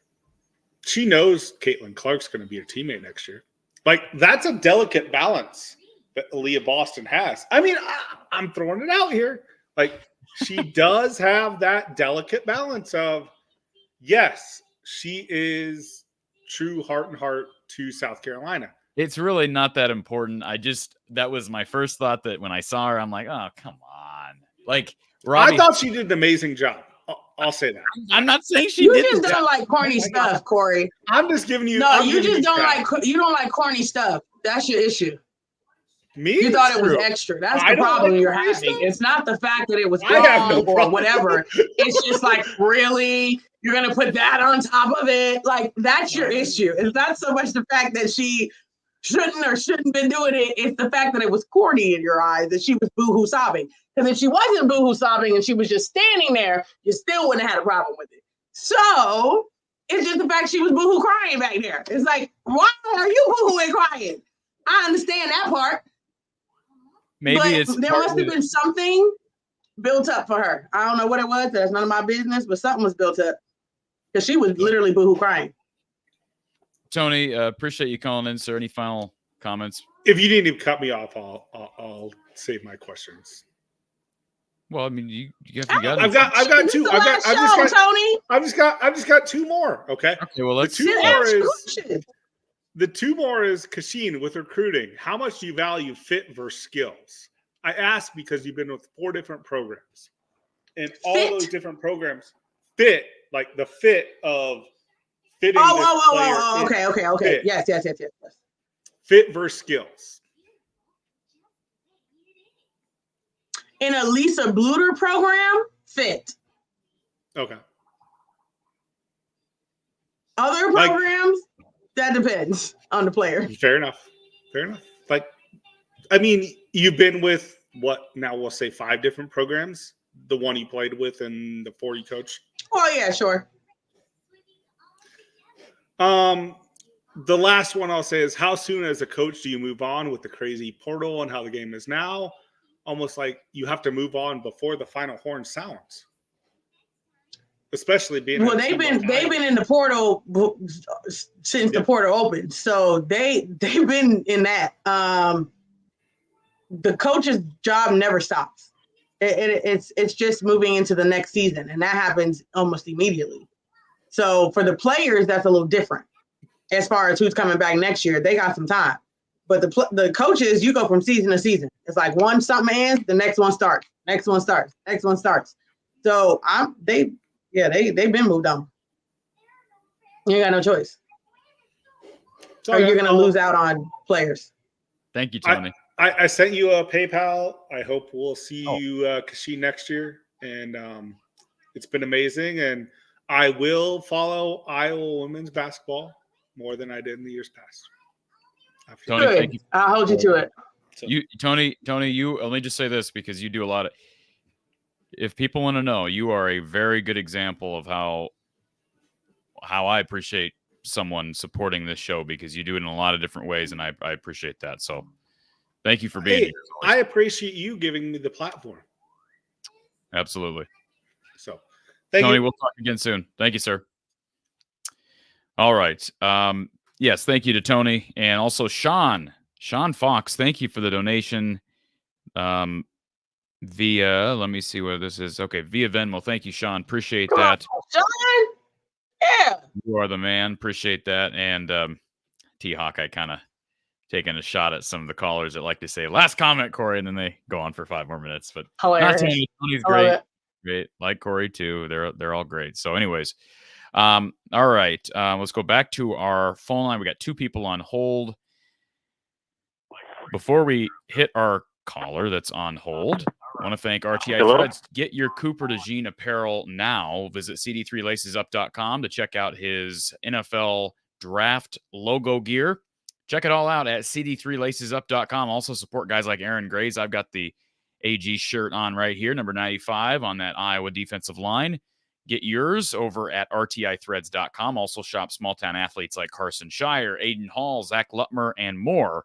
Again, if you've not supported RTI and our sponsors, please do that as a final thank you for their support of men's and women's basketball all season long. Thank you to RTI Threads. And our RTI Threads player of the game, Caitlin Clark, 30 points, 8 boards, 5 assists in her career finale. Let's go back to our Iowa Smokehouse call-in line. Who's on the line?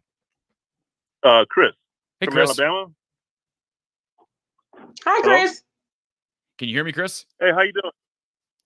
Yes. I didn't find out about Caitlin Clark until last year, before the Final Four. But ever since then, I've grown to love the game of women's basketball.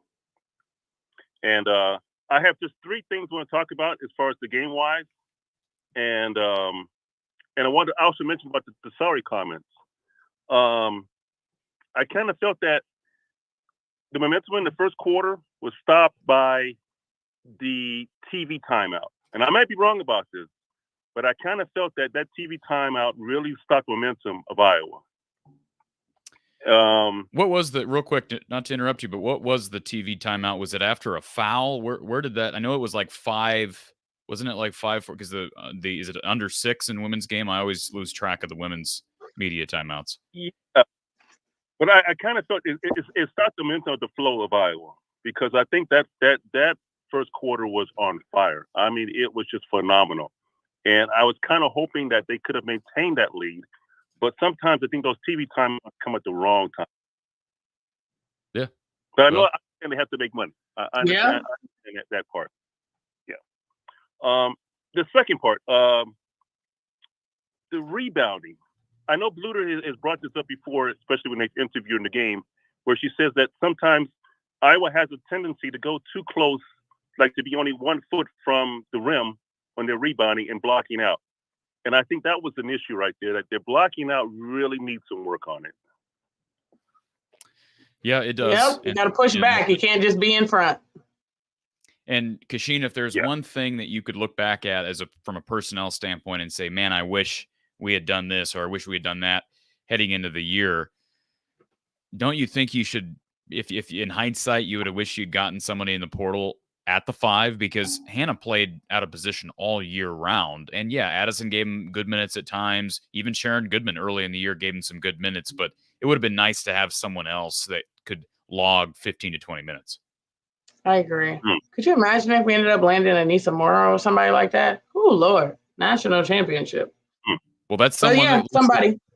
That is someone. I mean, Lisa Bluter reached out to Anissa Morrow, and so it's not like she didn't try. Now, did she try hard enough across the board with other people? I know there was the big at Stanford, right? Whose name escapes me. But anyways, so yeah, that'd be the one thing I think in general, the 5 position. But you talk about boxing out, caller. Yeah, I mean, absolutely. But it's some point too, like Hannah Stolke was trying. She's just getting physically beat down there. But yeah, for Stolke, you have to think about it, that you're actually blocking out and using a lot of strength. And then she has to sprint down on defense. Yep. You know, I'm not defense, I'm sort of on offense, the transition. So, I mean, it takes a lot of energy out of you. And I think Stolke did a phenomenal job with that. Yeah, absolutely. Yeah. And credit to to Addison O'Grady. What did you think about Hannah as a whole today? We knew she was going to struggle, Cash, but what she gave them offensively, she did find double figures with 11 points, 4 of 8 from the field. Did she play about like you expected her to? No, she exceeded my expectations. I didn't think she was going to be a factor at all. So I think I tweeted about it, actually, in just the sense of I did not see that coming from Hannah. I thought that she would kind of shy away from it, and she did not. And so I got to give her credit for sure. She proved me wrong in that aspect. And I think it's a phenomenal game to end on going into next season.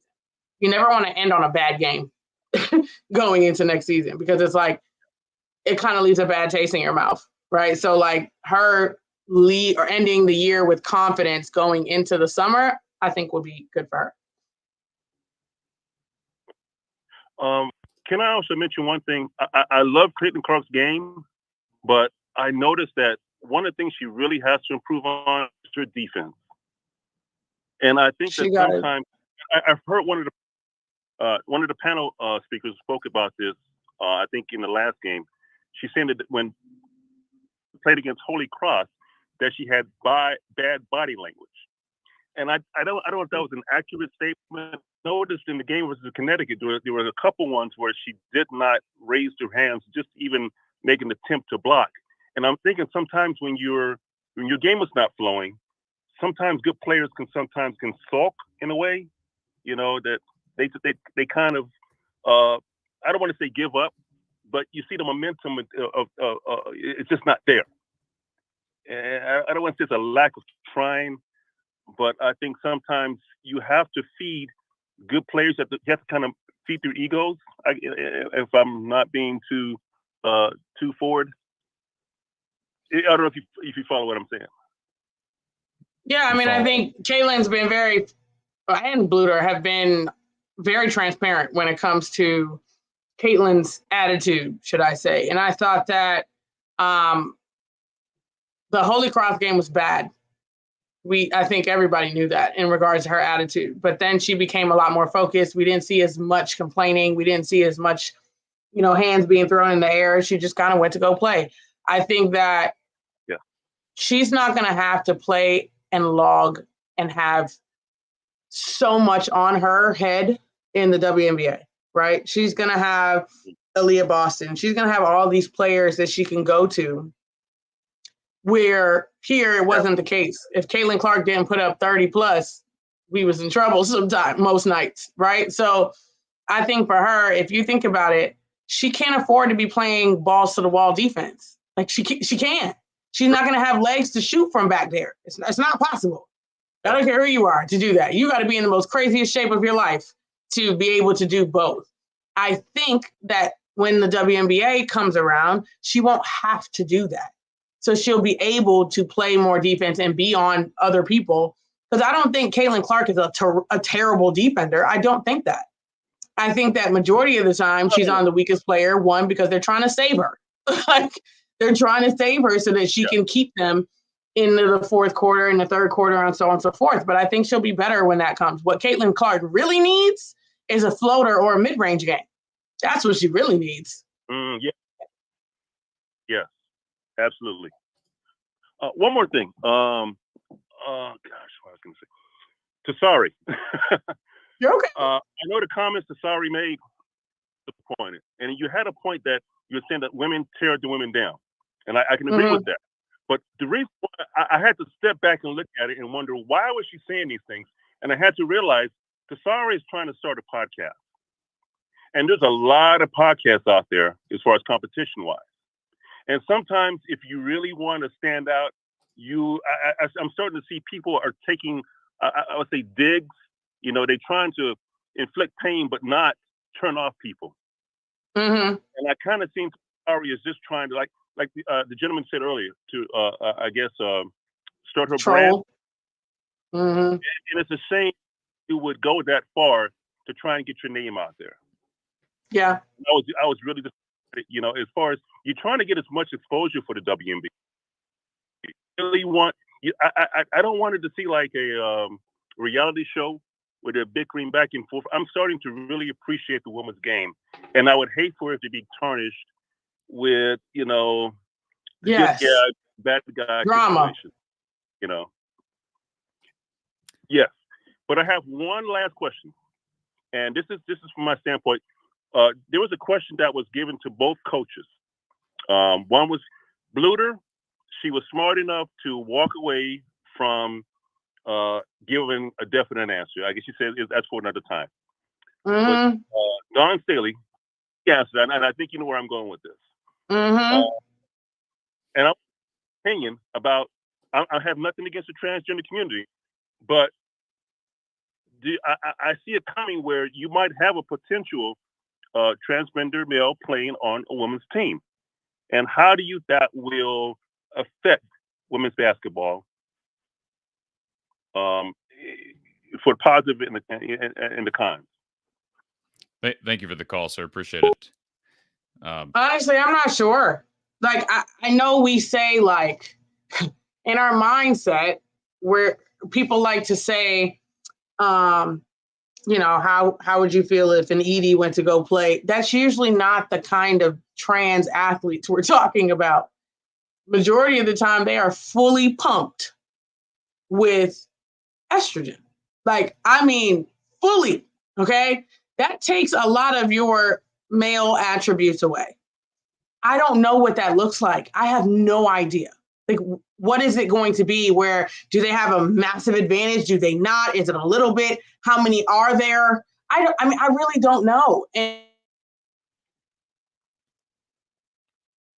it's going to do this. It's going to do that. We really don't know until we actually have a situation and we see what it looks like.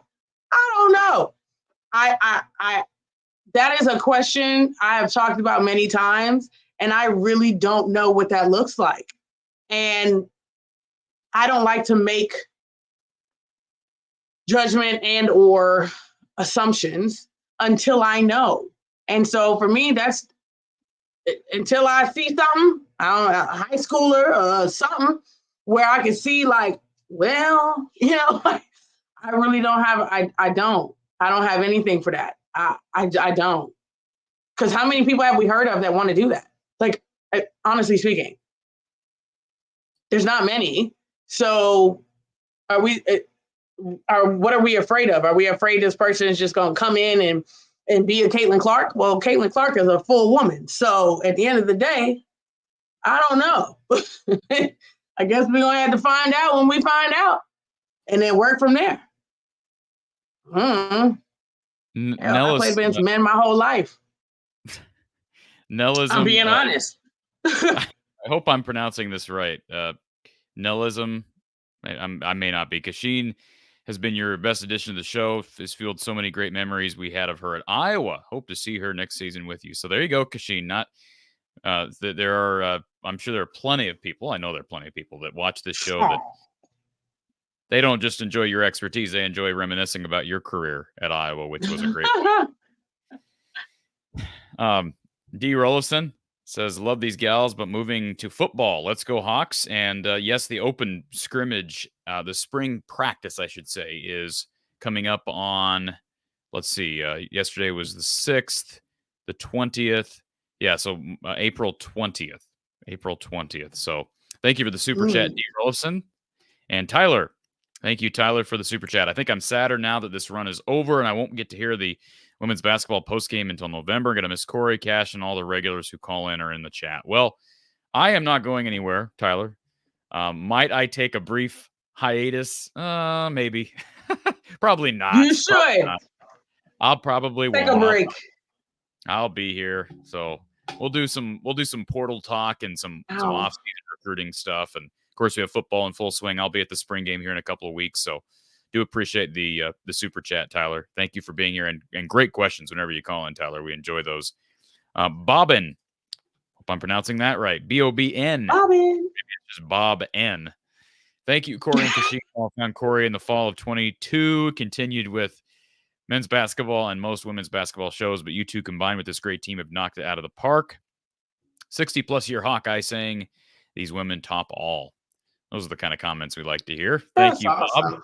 Very much appreciated. And let's go back to our Iowa Smokehouse call-in line. Thank you for calling Iowa Postgame with Kachine Alexander. Who's on the line? This is Jeff. Hey, Jeff. Hey, how's it going? Going good. How are you? Not bad. I'm calling from Cicero, Indiana. Okay. Cicero, All Indiana. right. Are you a Fever fan? Cicero, Indiana. Yeah. Just Okay. 20 miles north of where Caitlin will be playing next year. All right. So are you a Hawkeye fan, or are you just a basketball fan in general? No, I'm an Iowa fan and a basketball fan in general. I mean, we're from Indiana. I was calling to make comments about her coming to Indiana, and I know her boyfriend just secured a job with the Indiana Pacers. I think that's awesome, and we're just all looking forward to her coming here to Indiana. And been a fan of the channel, but the last 2 years, she's captured everybody's attention. So, but my main thing was I'm looking forward to her to coming here, but also I've heard rumors around here that potentially they might be able to bring Gabby with her, or maybe Kate, even though they're not recognized as NBA or WNBA players. What does that look like when you say bring them with her? Well, when she comes next year, if they're willing to or want to play, might be able to join the team. So I'm curious. At least a couple of them. Yeah. So and Mel Simon, who's the owner of the Pacers, who has given her boyfriend Connor a job, which is already in the news. Right. They're looking at, they would bring them on minimal salaries or whatever you want to call it, but just to make her more comfortable, but also that they're good players. They weren't given enough recognition. So anyway, that's all I just wanted to, talk about. But right. Well, we appreciate you calling, and you'll have to keep us posted once Caitlin gets to Indiana and all the ins and outs of her preseason, and we'll look forward to watching her with the Fever next year. Okay, that sounds good. I appreciate it. I enjoy the channel. Thank you. Thank you, sir. Appreciate the call. Thank you.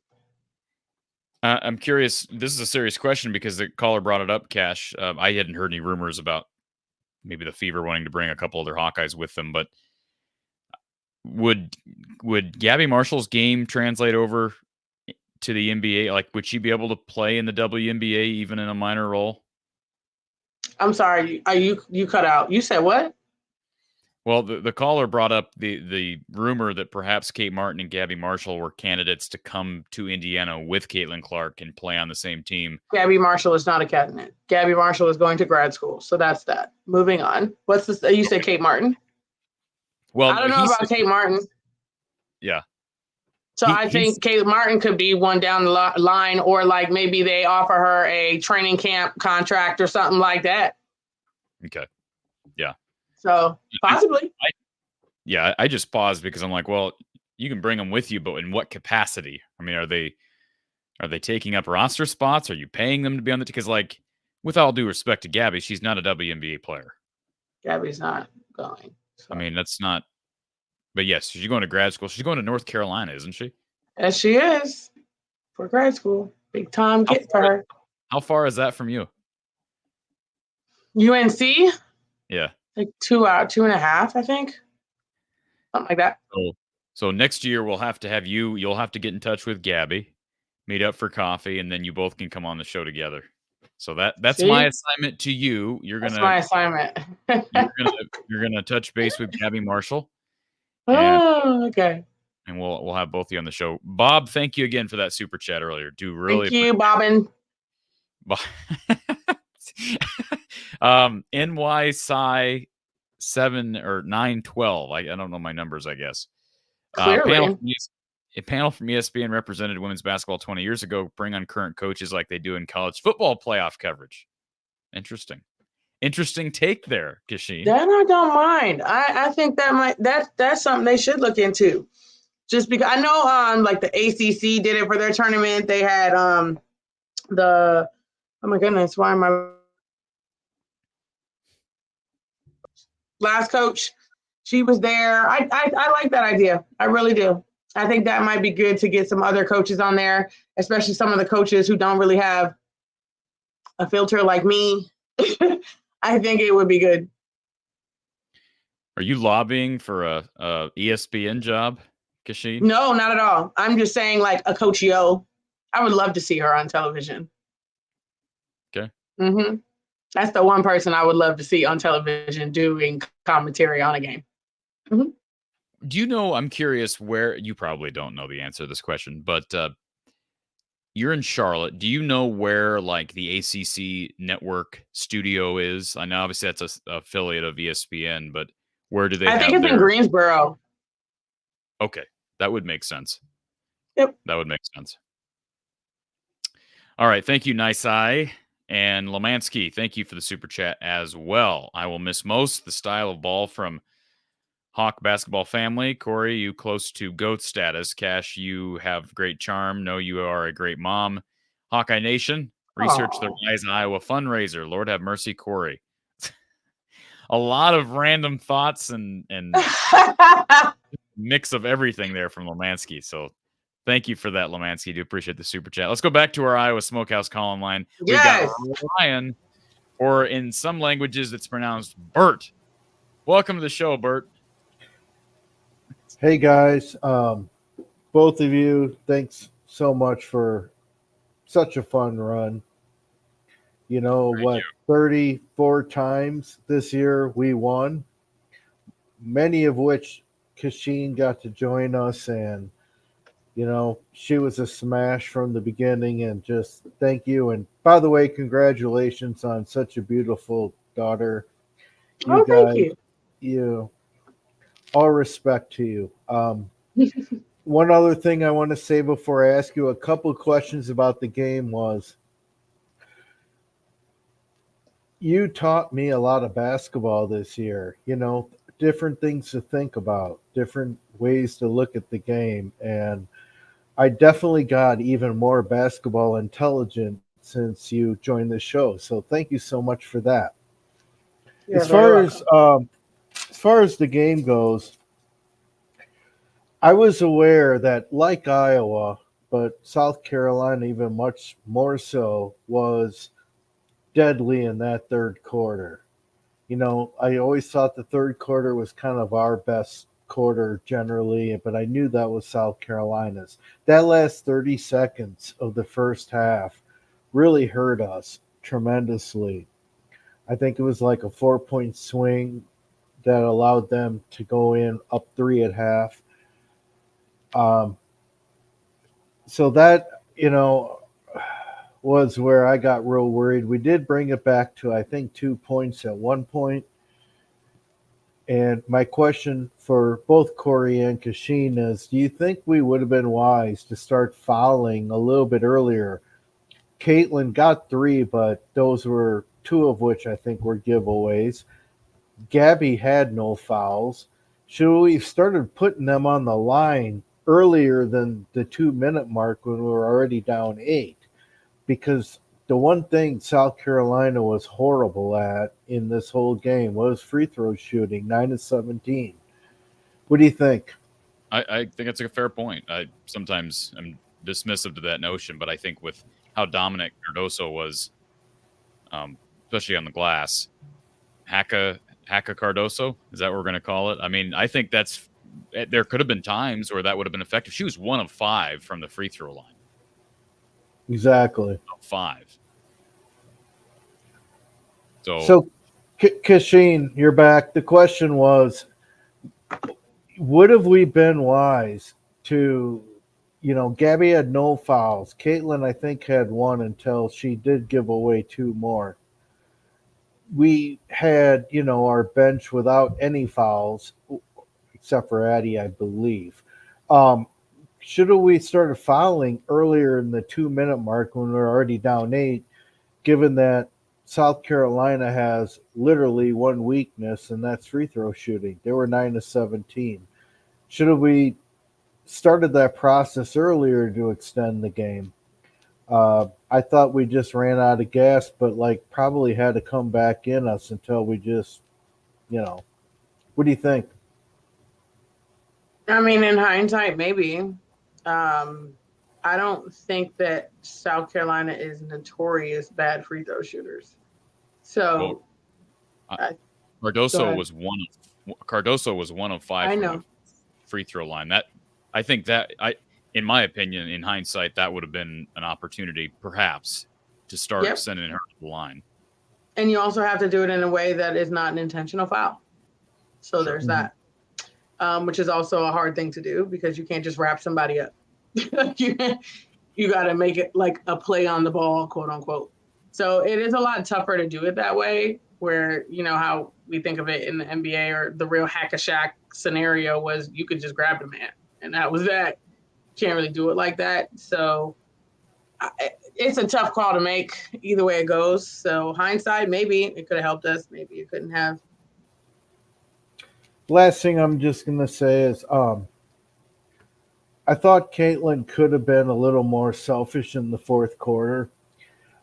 Sometimes she's so used to keep getting everyone involved, and, I'm sorry, but dishing down to Addie to get swallowed up by Cardoso is probably not a good option when you do have the floater shot or, a low range 5-footer, runner. Well, she don't have that in her bag. We already talked about that, remember? Well, you've seen parts of it before, but, she does have that little jumper from there. She should have just gone up with the shot and taken it a few times. But that said, I agree with you that needs to be a part of it because she does look to dish. And we had some really bad matchups out there. Mm-hmm. It was going to be really tough. All that said, I cannot be more proud of this program. I think the future is bright. The recruiting's already really stepped up a lot. I'm really proud of these girls, and no one will ever take the 34 victories that these girls achieved this year. And thank you again, Kachine, for your time this year. Plus, I just loved your rant on sticking up for Caitlin. It's just... And Corey, thank you for just running a fantastic first-rate show this year. God bless you guys, and we'll see you in the fall. Ryan, please look after the Illinois buffets for me. Please. Just take care of them, make sure the sneeze guards are loaded, and have at it, all right? You want me to, keep an eye on Brett? No, hey, I didn't say anything about that. Just take care of the buffets for me. Got you, man. Hey, thanks, guys. Thanks, Ryan. All right. Appreciate everybody being here, all the kind comments to not just me, but most importantly, the one and only Kachine Alexander, who has been with us through much of the latter part of this season. So a few questions here, comments that we're going to go quick fire on, and then we've got, I think, 2 more callers on hold. So we'll get to those in just a second. First of all, Lomansky, thank you for the super chat, Lomansky. Corey, money for popcorn, and Corny Love, my main man. As it relates to the whole corny thing, here's what doesn't happen on this show enough, Cash. Here's what doesn't happen on this show enough. When I challenge somebody on something, when I make a statement about something and someone disagrees, I want someone to come to shoot back at me, but not to necessarily get angry, but just to shoot back at me. And I thought you did a nice job of that. I think you're right. I think there is some part of me that just look, as a fan, Kachine, I'm already ticked off because Iowa just lost. I don't want to see Alea Boston fanning her eyelashes because she's crying. I don't want to see it. I don't want to see it. Well, I appreciate you for being honest, Corey. Sure. Absolutely. I am. If I'm one thing, I'm honest. All right. D. Rollison, thank you for the super chat. CC is well spoken, so well spoken. I bet she is on TV after her playing career is over. Cash in 25. Please remember to like. Cash in 25. I think he's talking about like next year, like 24-25 season. That's what I'm going with. I don't know. Okay. All right. Yes. You want to guess where we are with likes? We still got 500 people on. Where are we with likes right now, Kachine? Considering I haven't been on them, I'm going with 372. Did you look? No, for real? You're lying. No. It just, as you said that, it went to 374. Oh, damn. That's still close. That was really Bro, close. People. I was going to go 375. You know, that's crazy. I was going to go 375, and I was like, no. But it's close. I'm going to do 372. That's what I went with. Folks, please hit that like button if you're here. It's very easy to do. Yes, let's get to 500. Come on. Hit the like button. By the way, the channel is currently total subscriber numbers. If we want to check out our subscriber numbers, 7,982. So my guess is out of the 500 people who are still watching this show, there are at least 18 people who are not subscribed. So be sure to hit the subscribe button as well. We can hit 5,000. We can hit, well, I don't know how many likes we can hit, but do both of those things. I said 500 likes and 8,000 subscribers by the time we're done. Come on, Hawks. Oh, or not Hawks, whoever, women's basketball fans. We'll get there. Before we get to our next caller, I want to thank Iowa Smokehouse. And this is the final time I'll be plugging them on this season's show. So I'm a little sad about this, but it definitely won't be the last time I think about Iowa Smokehouse or I eat Iowa Smokehouse, because I know my shelves are loaded. I am out of their barbecue sauce though, so I gotta hook myself up with some more. They got barbecue sauce? It's amazing, Kachine. I might have to try that. I love a good barbecue sauce now. So we got to get some of that barbecue sauce down to you. And if you want a 15% off discount, folks, use the code Hawkeyes over at iowasmokehouse.com. Again, that's the code Hawkeyes, iowasmokehouse.com. Tasting is believing with this Iowa company. It's Iowa Smokehouse down in Albia. All right. So is it sweet barbecue sauce? This is a sweet barbecue sauce. That's the only one I've had from them. So let me, and if let's see, if Andy or any of the guys over at Iowa Smokehouse are watching, maybe you can reach out to me. I'm a sweet Baby Ray's kind of girl, so I like sweet barbecue sauce. Oh yeah. Okay. So here's what I'm looking at right now. So the one that I really like is the sweet honey barbecue sauce. That's right up my alley. Mm-hmm. They also have, and this is the one I'll probably get next. They also have the apple hickory barbecue sauce. And they've got several others. They have a spicy peach bourbon barbecue sauce. Which, y'all can keep the spicy. Peach bourbon sounds good, though. So if y'all end up making one that's not spicy, holla at me.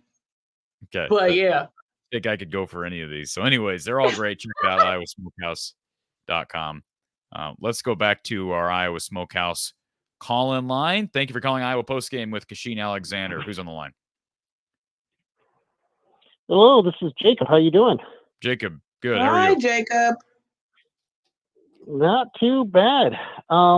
First thing, I think to start the season and to end the season, Kachine, your daughter should make an appearance to start the season and end the season. I'm sure she'd love that. Down for that idea. That's a great one. Second thing, Corey, I agree with you that Aaliyah Boston should not be down in the crowd celebrating. And nothing against her. There just has to be a separation there That's to all a I certain was saying. extent. That's all I was saying. That's all I'm saying too. I'm not saying anything against her. Her commentating is awesome. It's just there has to be a line. Yeah, I agree.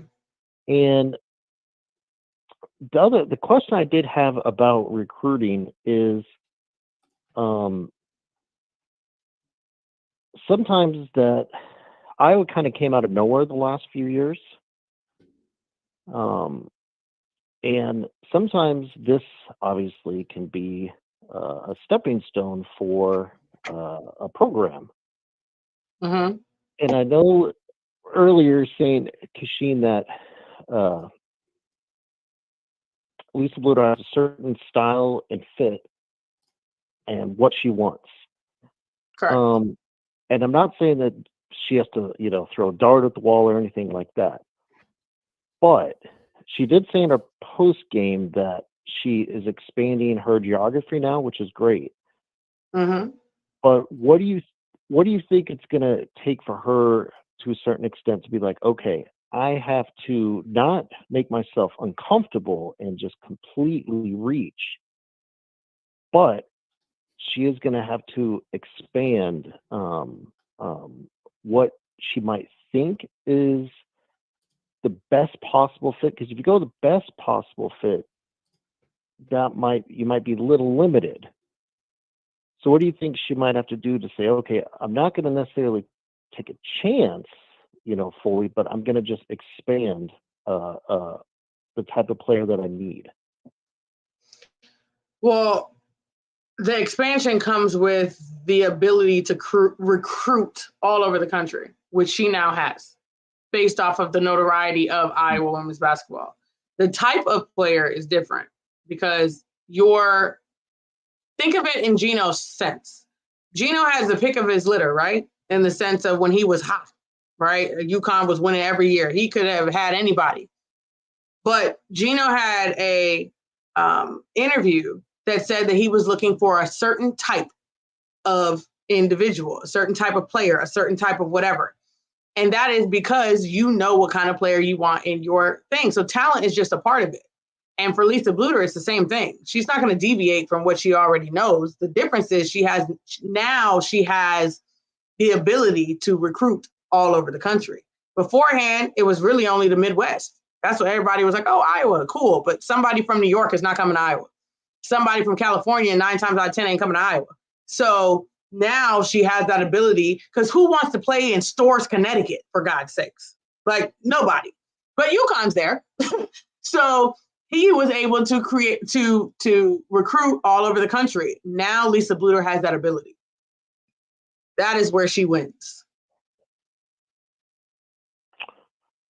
Okay, and because what I was kind of thinking is, now I'm not comparing Iowa's program to South Carolina, LSU, UConn, anything like that. But I was thinking what you were saying earlier, that Dawn Staley in a way says, okay, obviously she's going to have the pick of the best, and she can say no to players that are fantastic. Yep. But it just seems like she's like, okay, I need, height above all else. And I'm not saying I'm right on that, but she has a premium of height, length, especially rebounding. Like, hey, if you necessarily can't shoot, that's okay. If you can't extend on the floor, that's okay. But if you can rebound, just rebound and play solid defense, I don't care if I have 3 or 4 or 5 of you, I need that. And I just didn't know, that's what I was kind of getting at, is does Lisa Bluder is never changing to that, in case you wanted to know. Lisa Bluder is going to be known for what she's known for, and that is putting quality shooters on the floor and playing team basketball. If you want Iowa to turn into a rebounding, defending machine, that's never happening, because Lisa Bluder doesn't teach that. No, that's not. I don't mean changing. I mean just expanding that bandwidth a little bit, saying, hey, it's been, glaring against better teams. It's going to be always a constant issue rebounding on the glass. That maybe not completely culture shift, but just that slight change of putting a little bit more focus, saying, hey, I need to find this gap.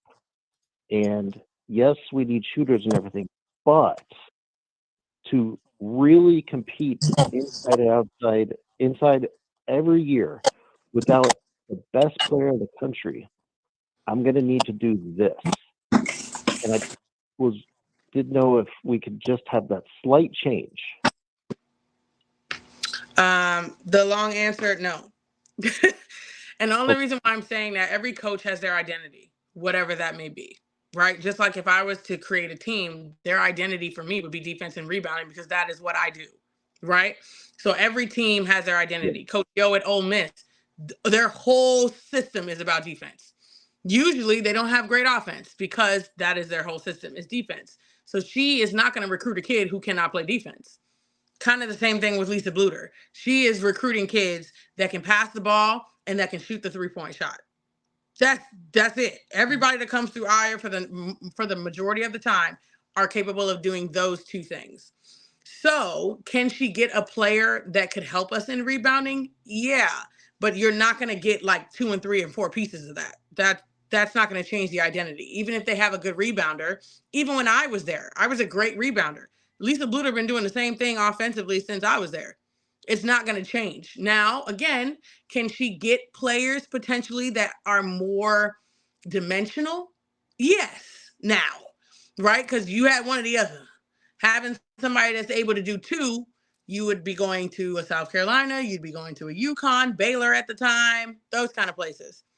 Now I think we're going to be able to get players who can do multiple things and are not just a shooter or not just this or not just that.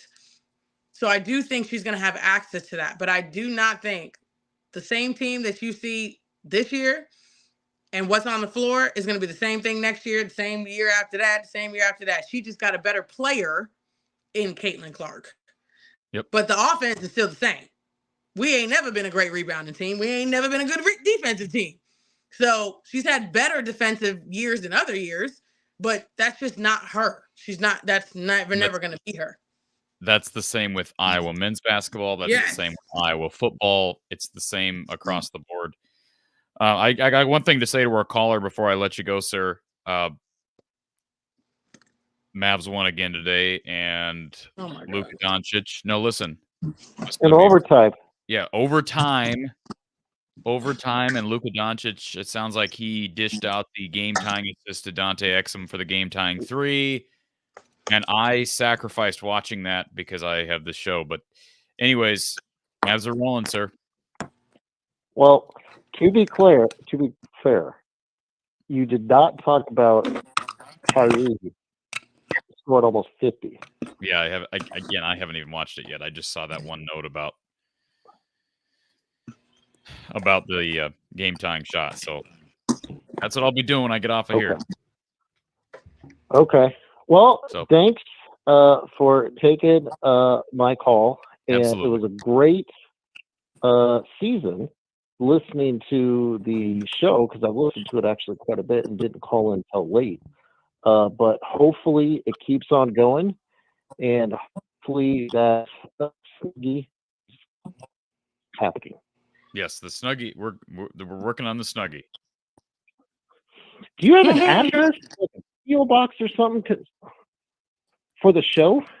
I do have a PO box that I don't advertise on the show, but I do if you reach out to me. Well, where is this? Do I have to get with like the CIA? Where is this email and everything at? No, I've got the email address for you. Yeah, put it on the screen, Corey. Well, I don't see it in the description, and I could be wrong, but I didn't see it on your website or anything like that. All right, maybe I need to make it more relevant.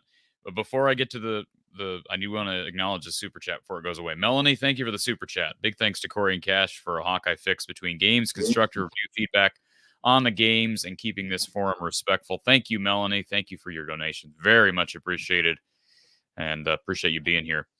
So the email, I'll put it up on the screen. From the Eye of the Storm at Outlook.com. So basically it's the platform Drop the Hawk. So it's From the Eye of the Storm, all one word, at Outlook.com. Just reach out to me there, and I can get you that information if you want it.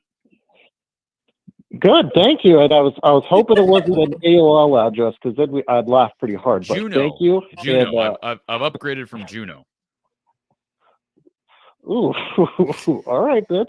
All right. Before that, it was net zero. So, anyways, appreciate the call, sir. Thank you as always. Thank you.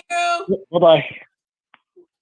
All right. So there is the channel. If people are interested in sponsoring or inquiring about off-season content, be sure to reach out to me from the Eye of the Storm at Outlook.com. Please subscribe, folks. We still have not hit our mark. Subscribe. How many subs are we at? 7,987. 13 subscribers. Come on, folks. You got 473 people. Just subscribe to the channel. I can't imagine that all 477 are subscribed, but maybe they are. All right. We have got. Are you? Those are the old faithfuls. I thought you were filing your nails. Like this has gotten. This show has gone on for so long. The Kachine's just doing her normal routine. It's a pen. All right. Let's go back to our Iowa Smokehouse call. Why, by the way, why are you so clear now? Why were you all fuzzy? Because I'm on my phone now. I was getting irritated with whatever's going on with my internet, so I'm on my phone now because I just can't take it anymore. So here we are. Hence why you guys keep falling. But yeah, we're gonna make it work.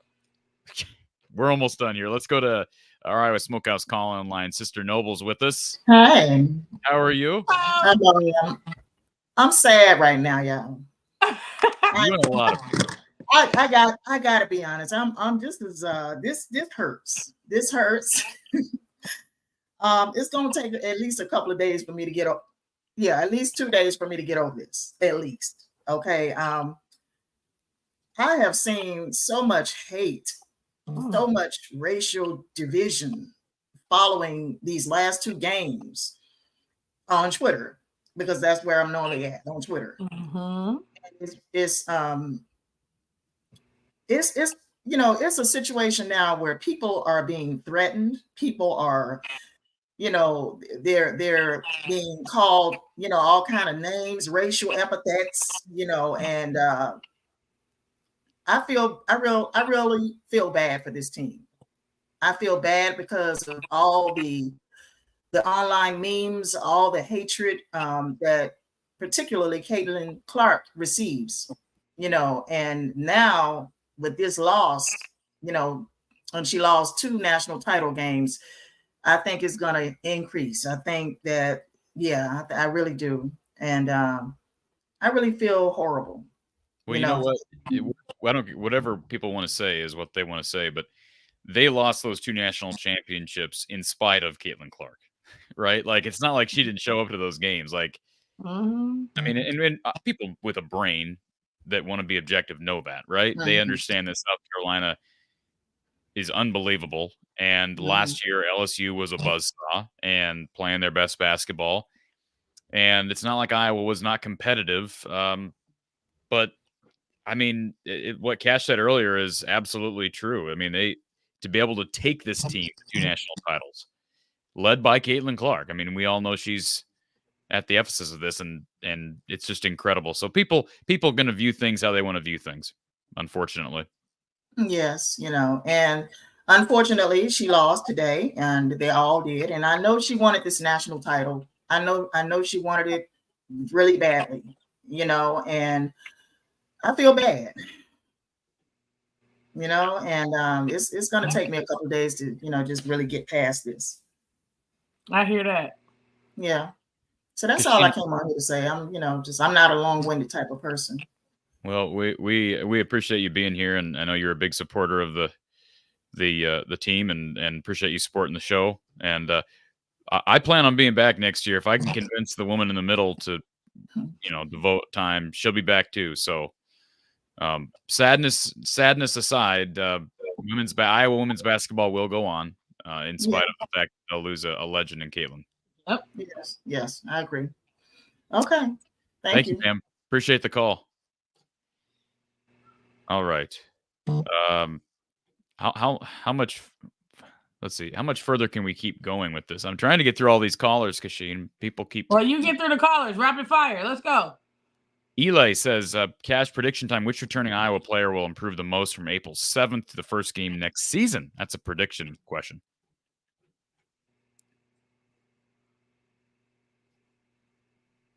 Addison O'Grady. That would be nice. That would be real nice. I think that Jan Jensen is going to take a keen interest in her. So that's that's why I'm going with that. Brian, Cash, if Lisa Bluter called you with an opening for an assistant coaching position, are you taking the call? I mean, if Lisa Bluter calls me for anything, I'm taking her call. So, sure. Yeah. T. Hink says, Cash, are you coming back next year? Don't answer that. I'm not putting you on the spot. And let's see here. Mike, great year. I'll never understand why we never got another player or two with height through the portal. Hard to win getting out rebounded as badly as they did. There is some truth to that. Absolutely. All right. Let's go back to Bob N. Thank you for becoming a premium YouTube member. Bobby! We appreciate that. And yes, we'll be with you throughout the off season. Football spring practice is about halfway through. So I might have to call in during football season. I might have to be like a fan and call in during football season. You and Don Patterson on a show together would be. I gotta call in. I gotta make sure my camera's on. I gotta call in because I'll be having some stuff to say. So here we go. D. Rollison, thank you for the super chat. CC is so well spoken. I bet she's on TV after her playing career is over. Cash in 25. I guess we already hit this. You read that already because we were talking about with Cash in 25 men. Remember?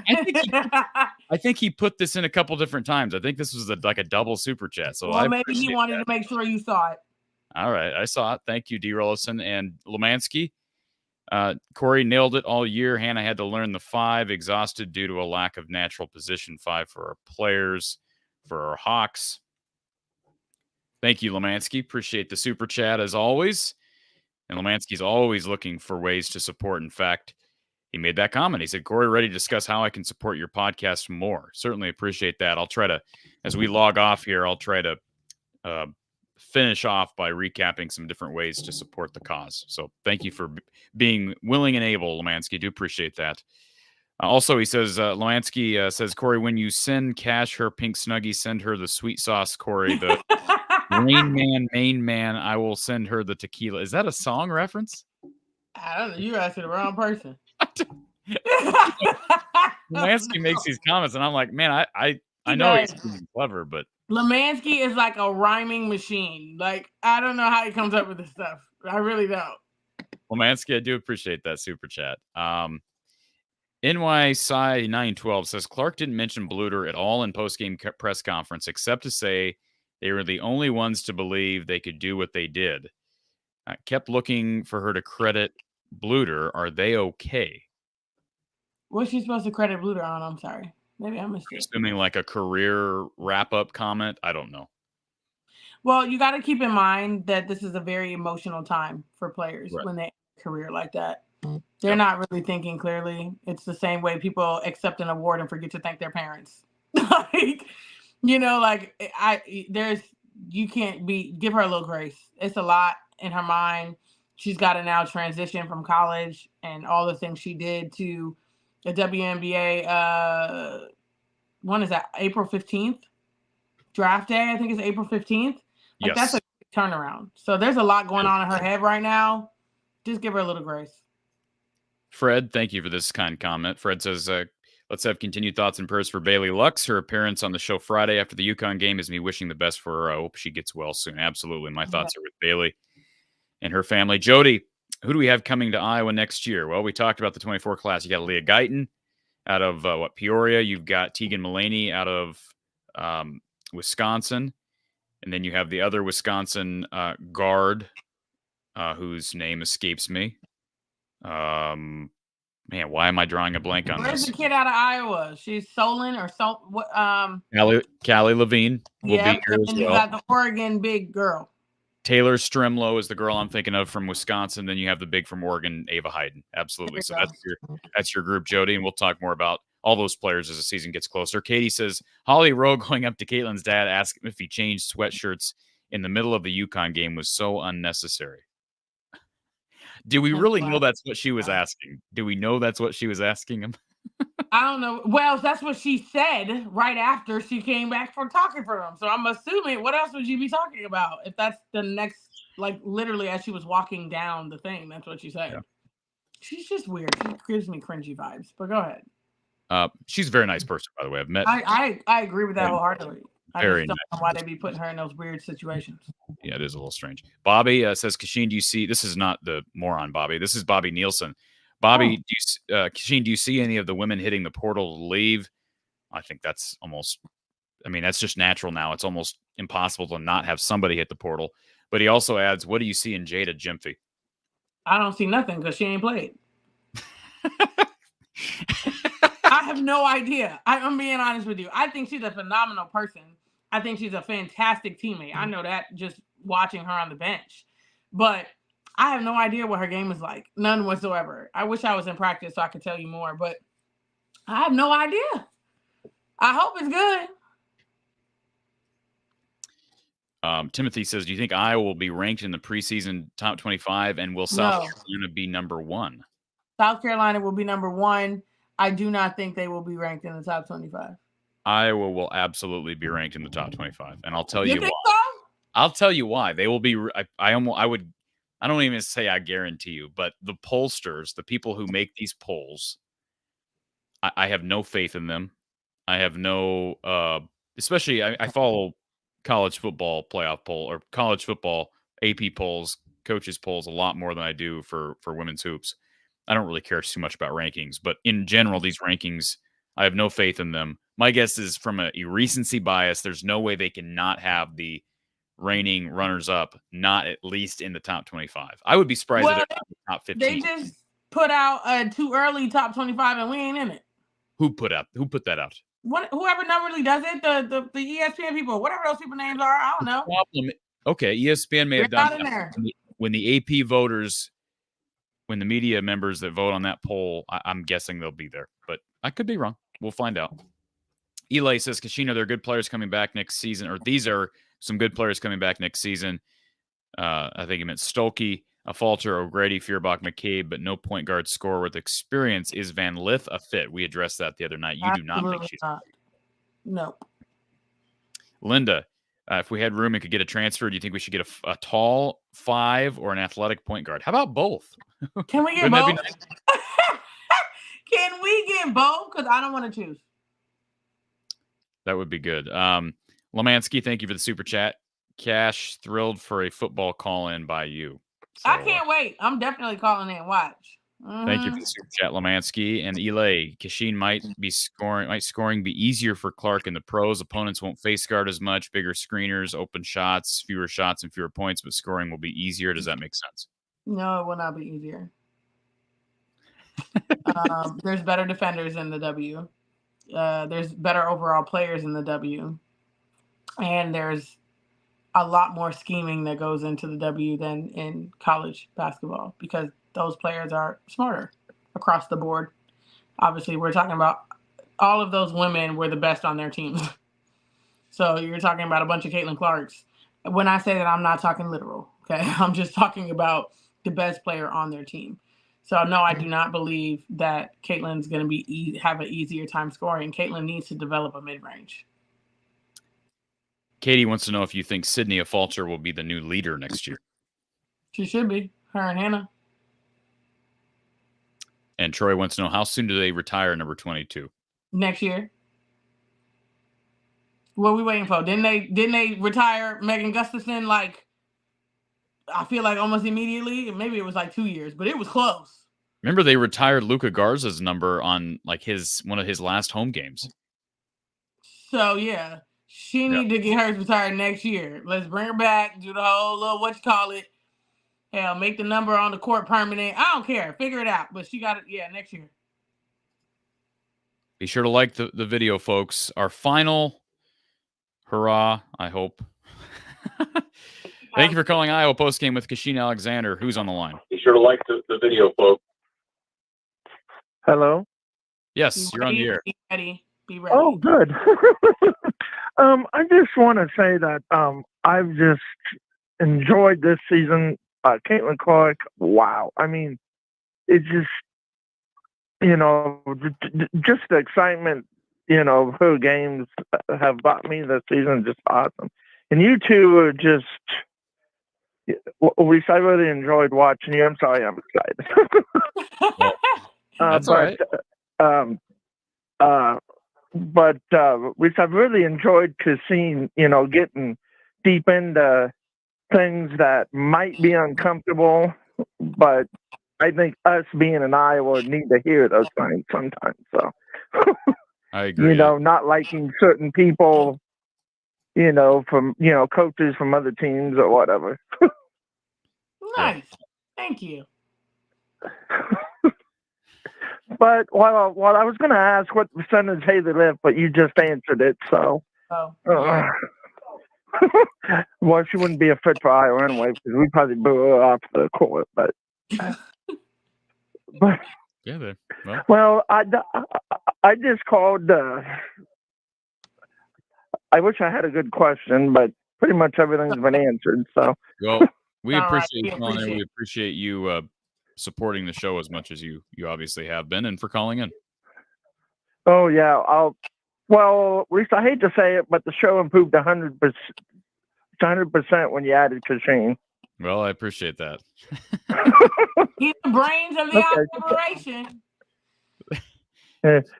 What Easton this year kind of reminded me when I was in high school. We had a girls basketball team that was undefeated and really good, and I never missed the game. But then I got sick and didn't get to go to the state, and and went up third. But it's nice to watch.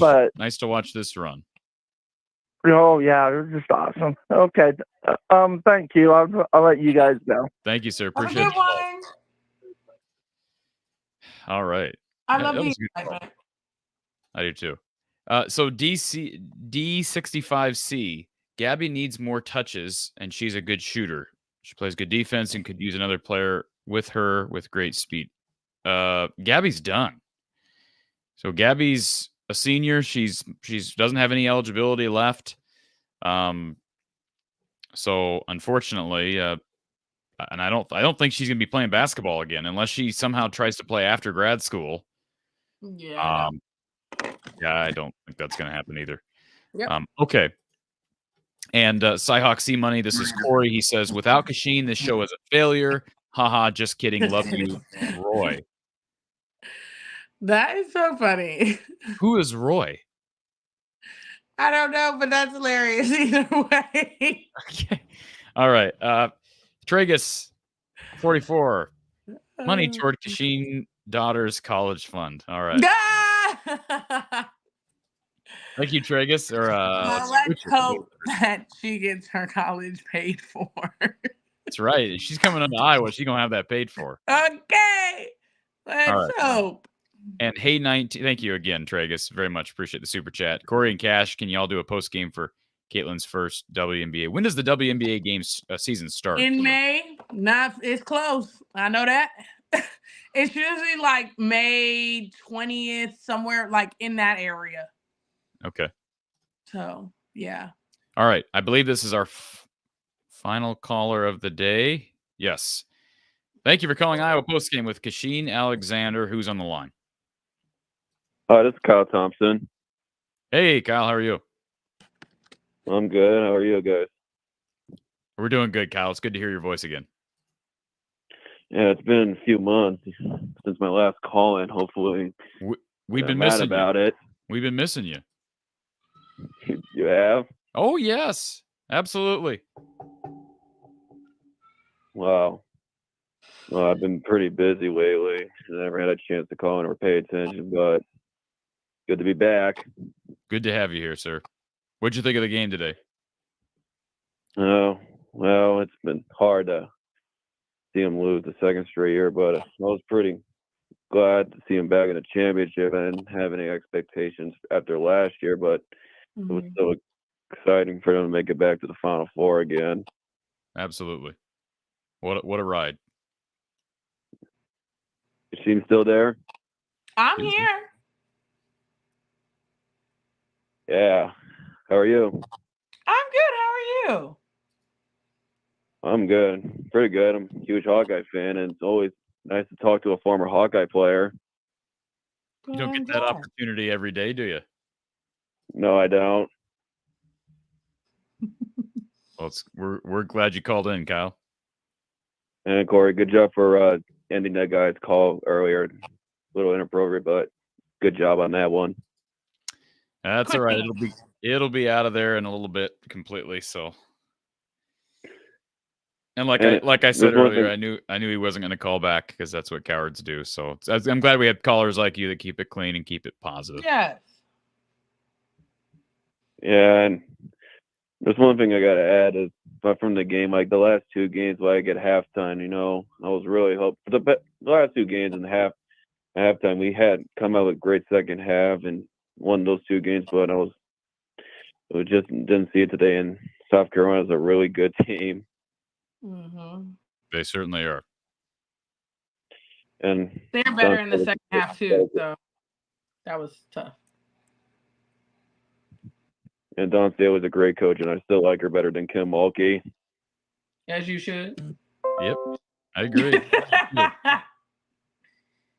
And the last thing I got to add is, like, I know Caitlin, Kate, and Gabby are now gone, but if I ever see them in the future, hopefully they had the opportunity to tell them thank you for the great ride and the memories, and they will always like be a band of Hawkeyes together. Yep, absolutely, sir. I agree. And thank you for having me on again, Corey. I'll see you in the football season. And Kachine, it was nice to meet you, and always great to talk to a Hawkeye player. Go Hawks. Thank you, Kyle. Go Hawks. Good stuff. Thank you, Kyle. Lemansky. Super chat, money toward the college fund.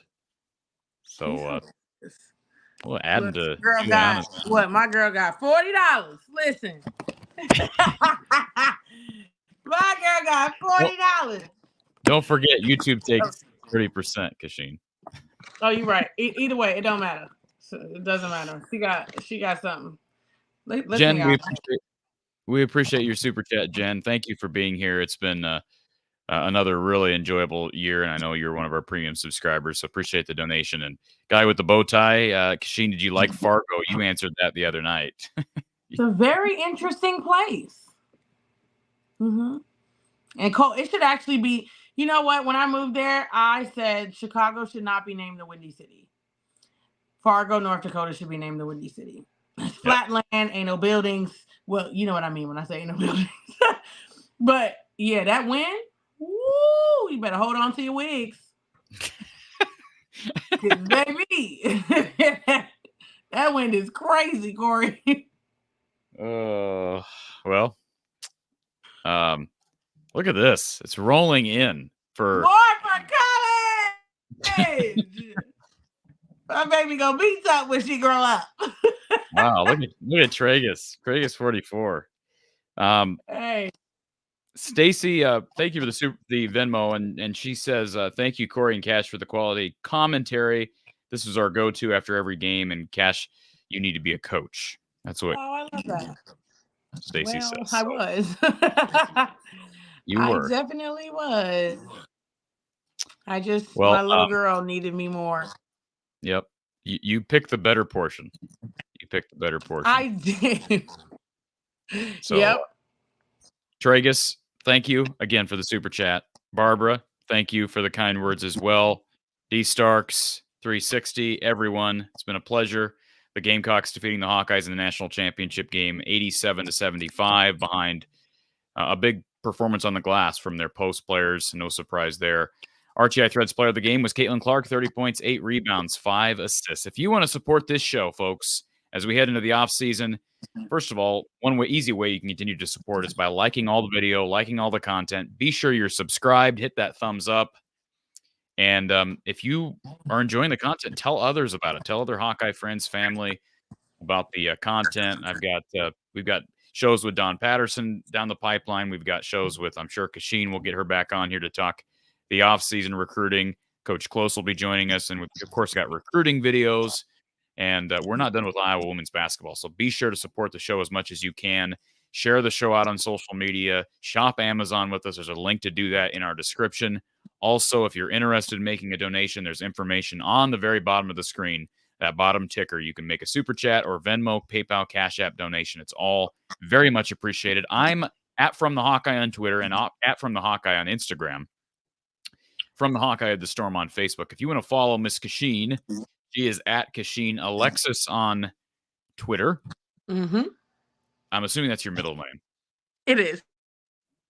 That I assume so. Great assumption, Corey. No. Great assumption. I asked that question because that's my wife's middle name. So, anyways, she's a fantastic woman. Mm-hmm. Katie Lee, more for the college fund. Hope to see you next season. Cash. How about that? Oh Lord, you guys are making it hard not to come back now. Jeez. I was gonna say, is this like, are these donations for the college fund? Or Are these bribes? Are they bribes to come back next season? Maybe a little bit of both. Maybe a little bit of both. I think genuinely, it's Juliana's college fund. However, there is a little backstory down there. We appreciate you, Cash. We want you to come back. But I will say this. When I am in Carver and Iowa City, I will be tweeting about it. But, well, yeah, either way, please come say hi.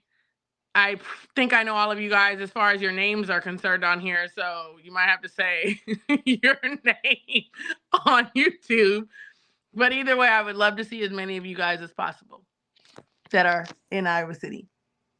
And all these people, the thanks. We appreciate everybody being here and for being a part of the show all season long. Again, if you have questions about supporting the show, I'm here all the time. Put my email up a little bit ago. Lemansky, thank you for the donation. One final super chat from Lemansky. Do appreciate that, sir. And yeah, Cash, it's been a pleasure. Pleasure getting to know you and talking Iowa women's basketball with you. And the game has changed for the better, and that's a testament to the young ladies out there. And we'll have plenty of hoops to talk about down the line. Yep. And one last thing, Corey. What do you think the viewership was today, if you had to guess? On ABC? Yeah. Well, let's see. It was simulcasted on ESPN and ABC. I mean, we got 12 million for the UConn game on ESPN only. Mm-hmm. I would think it has to be close to 20. I see T. Hankins in chat saying 20 million. Don't you think? I'm up there. I'm definitely in between the 18-20 range. I mean, they did blow me out the water the one time I said 8 to 10. It was 12. So, but I think we're up there. I really do. I think we're up there. I hope we are. But Lemansky says 21 million. So I'm sure we'll get those numbers. I'm guessing in the next 24 hours. So, yeah, I can't wait. Definitely. It's crazy for us to know that was the most watched game in the history of the sport. Yes. But yes. That's going to be the reality of it when the numbers come down. So that's insane. But all right, guys, it's kind of hard to say goodbye, but I'm going to miss you guys. All right, folks. The football season, I will be calling in. I got to call in at least once.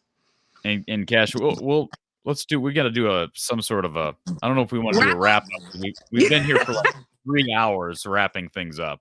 But we can do we'll do something as we head into the off season to kind of tide people over as they await the long. I think that idea of doing Caitlin's first game, post game, would be kind of cool.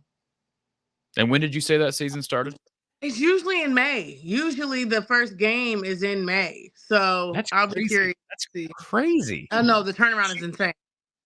She doesn't get an off season at all. No, she's got to go back to Iowa City. She got what's today? Today or it's the 7th. So she's got 8 days before she is in New York, I think, this year. I don't know where it is. But anyways, the WNBA draft. And then she got to go report for training camp. Wow. It's tight. Well, folks, for Kachine Alexander, I'm Corey Brada from the Hawkeye of the Storm. Stay tuned. Follow us both on social media. Have a great weekend and enjoy the Iowa women's basketball offseason. We'll talk to you next time. See you guys.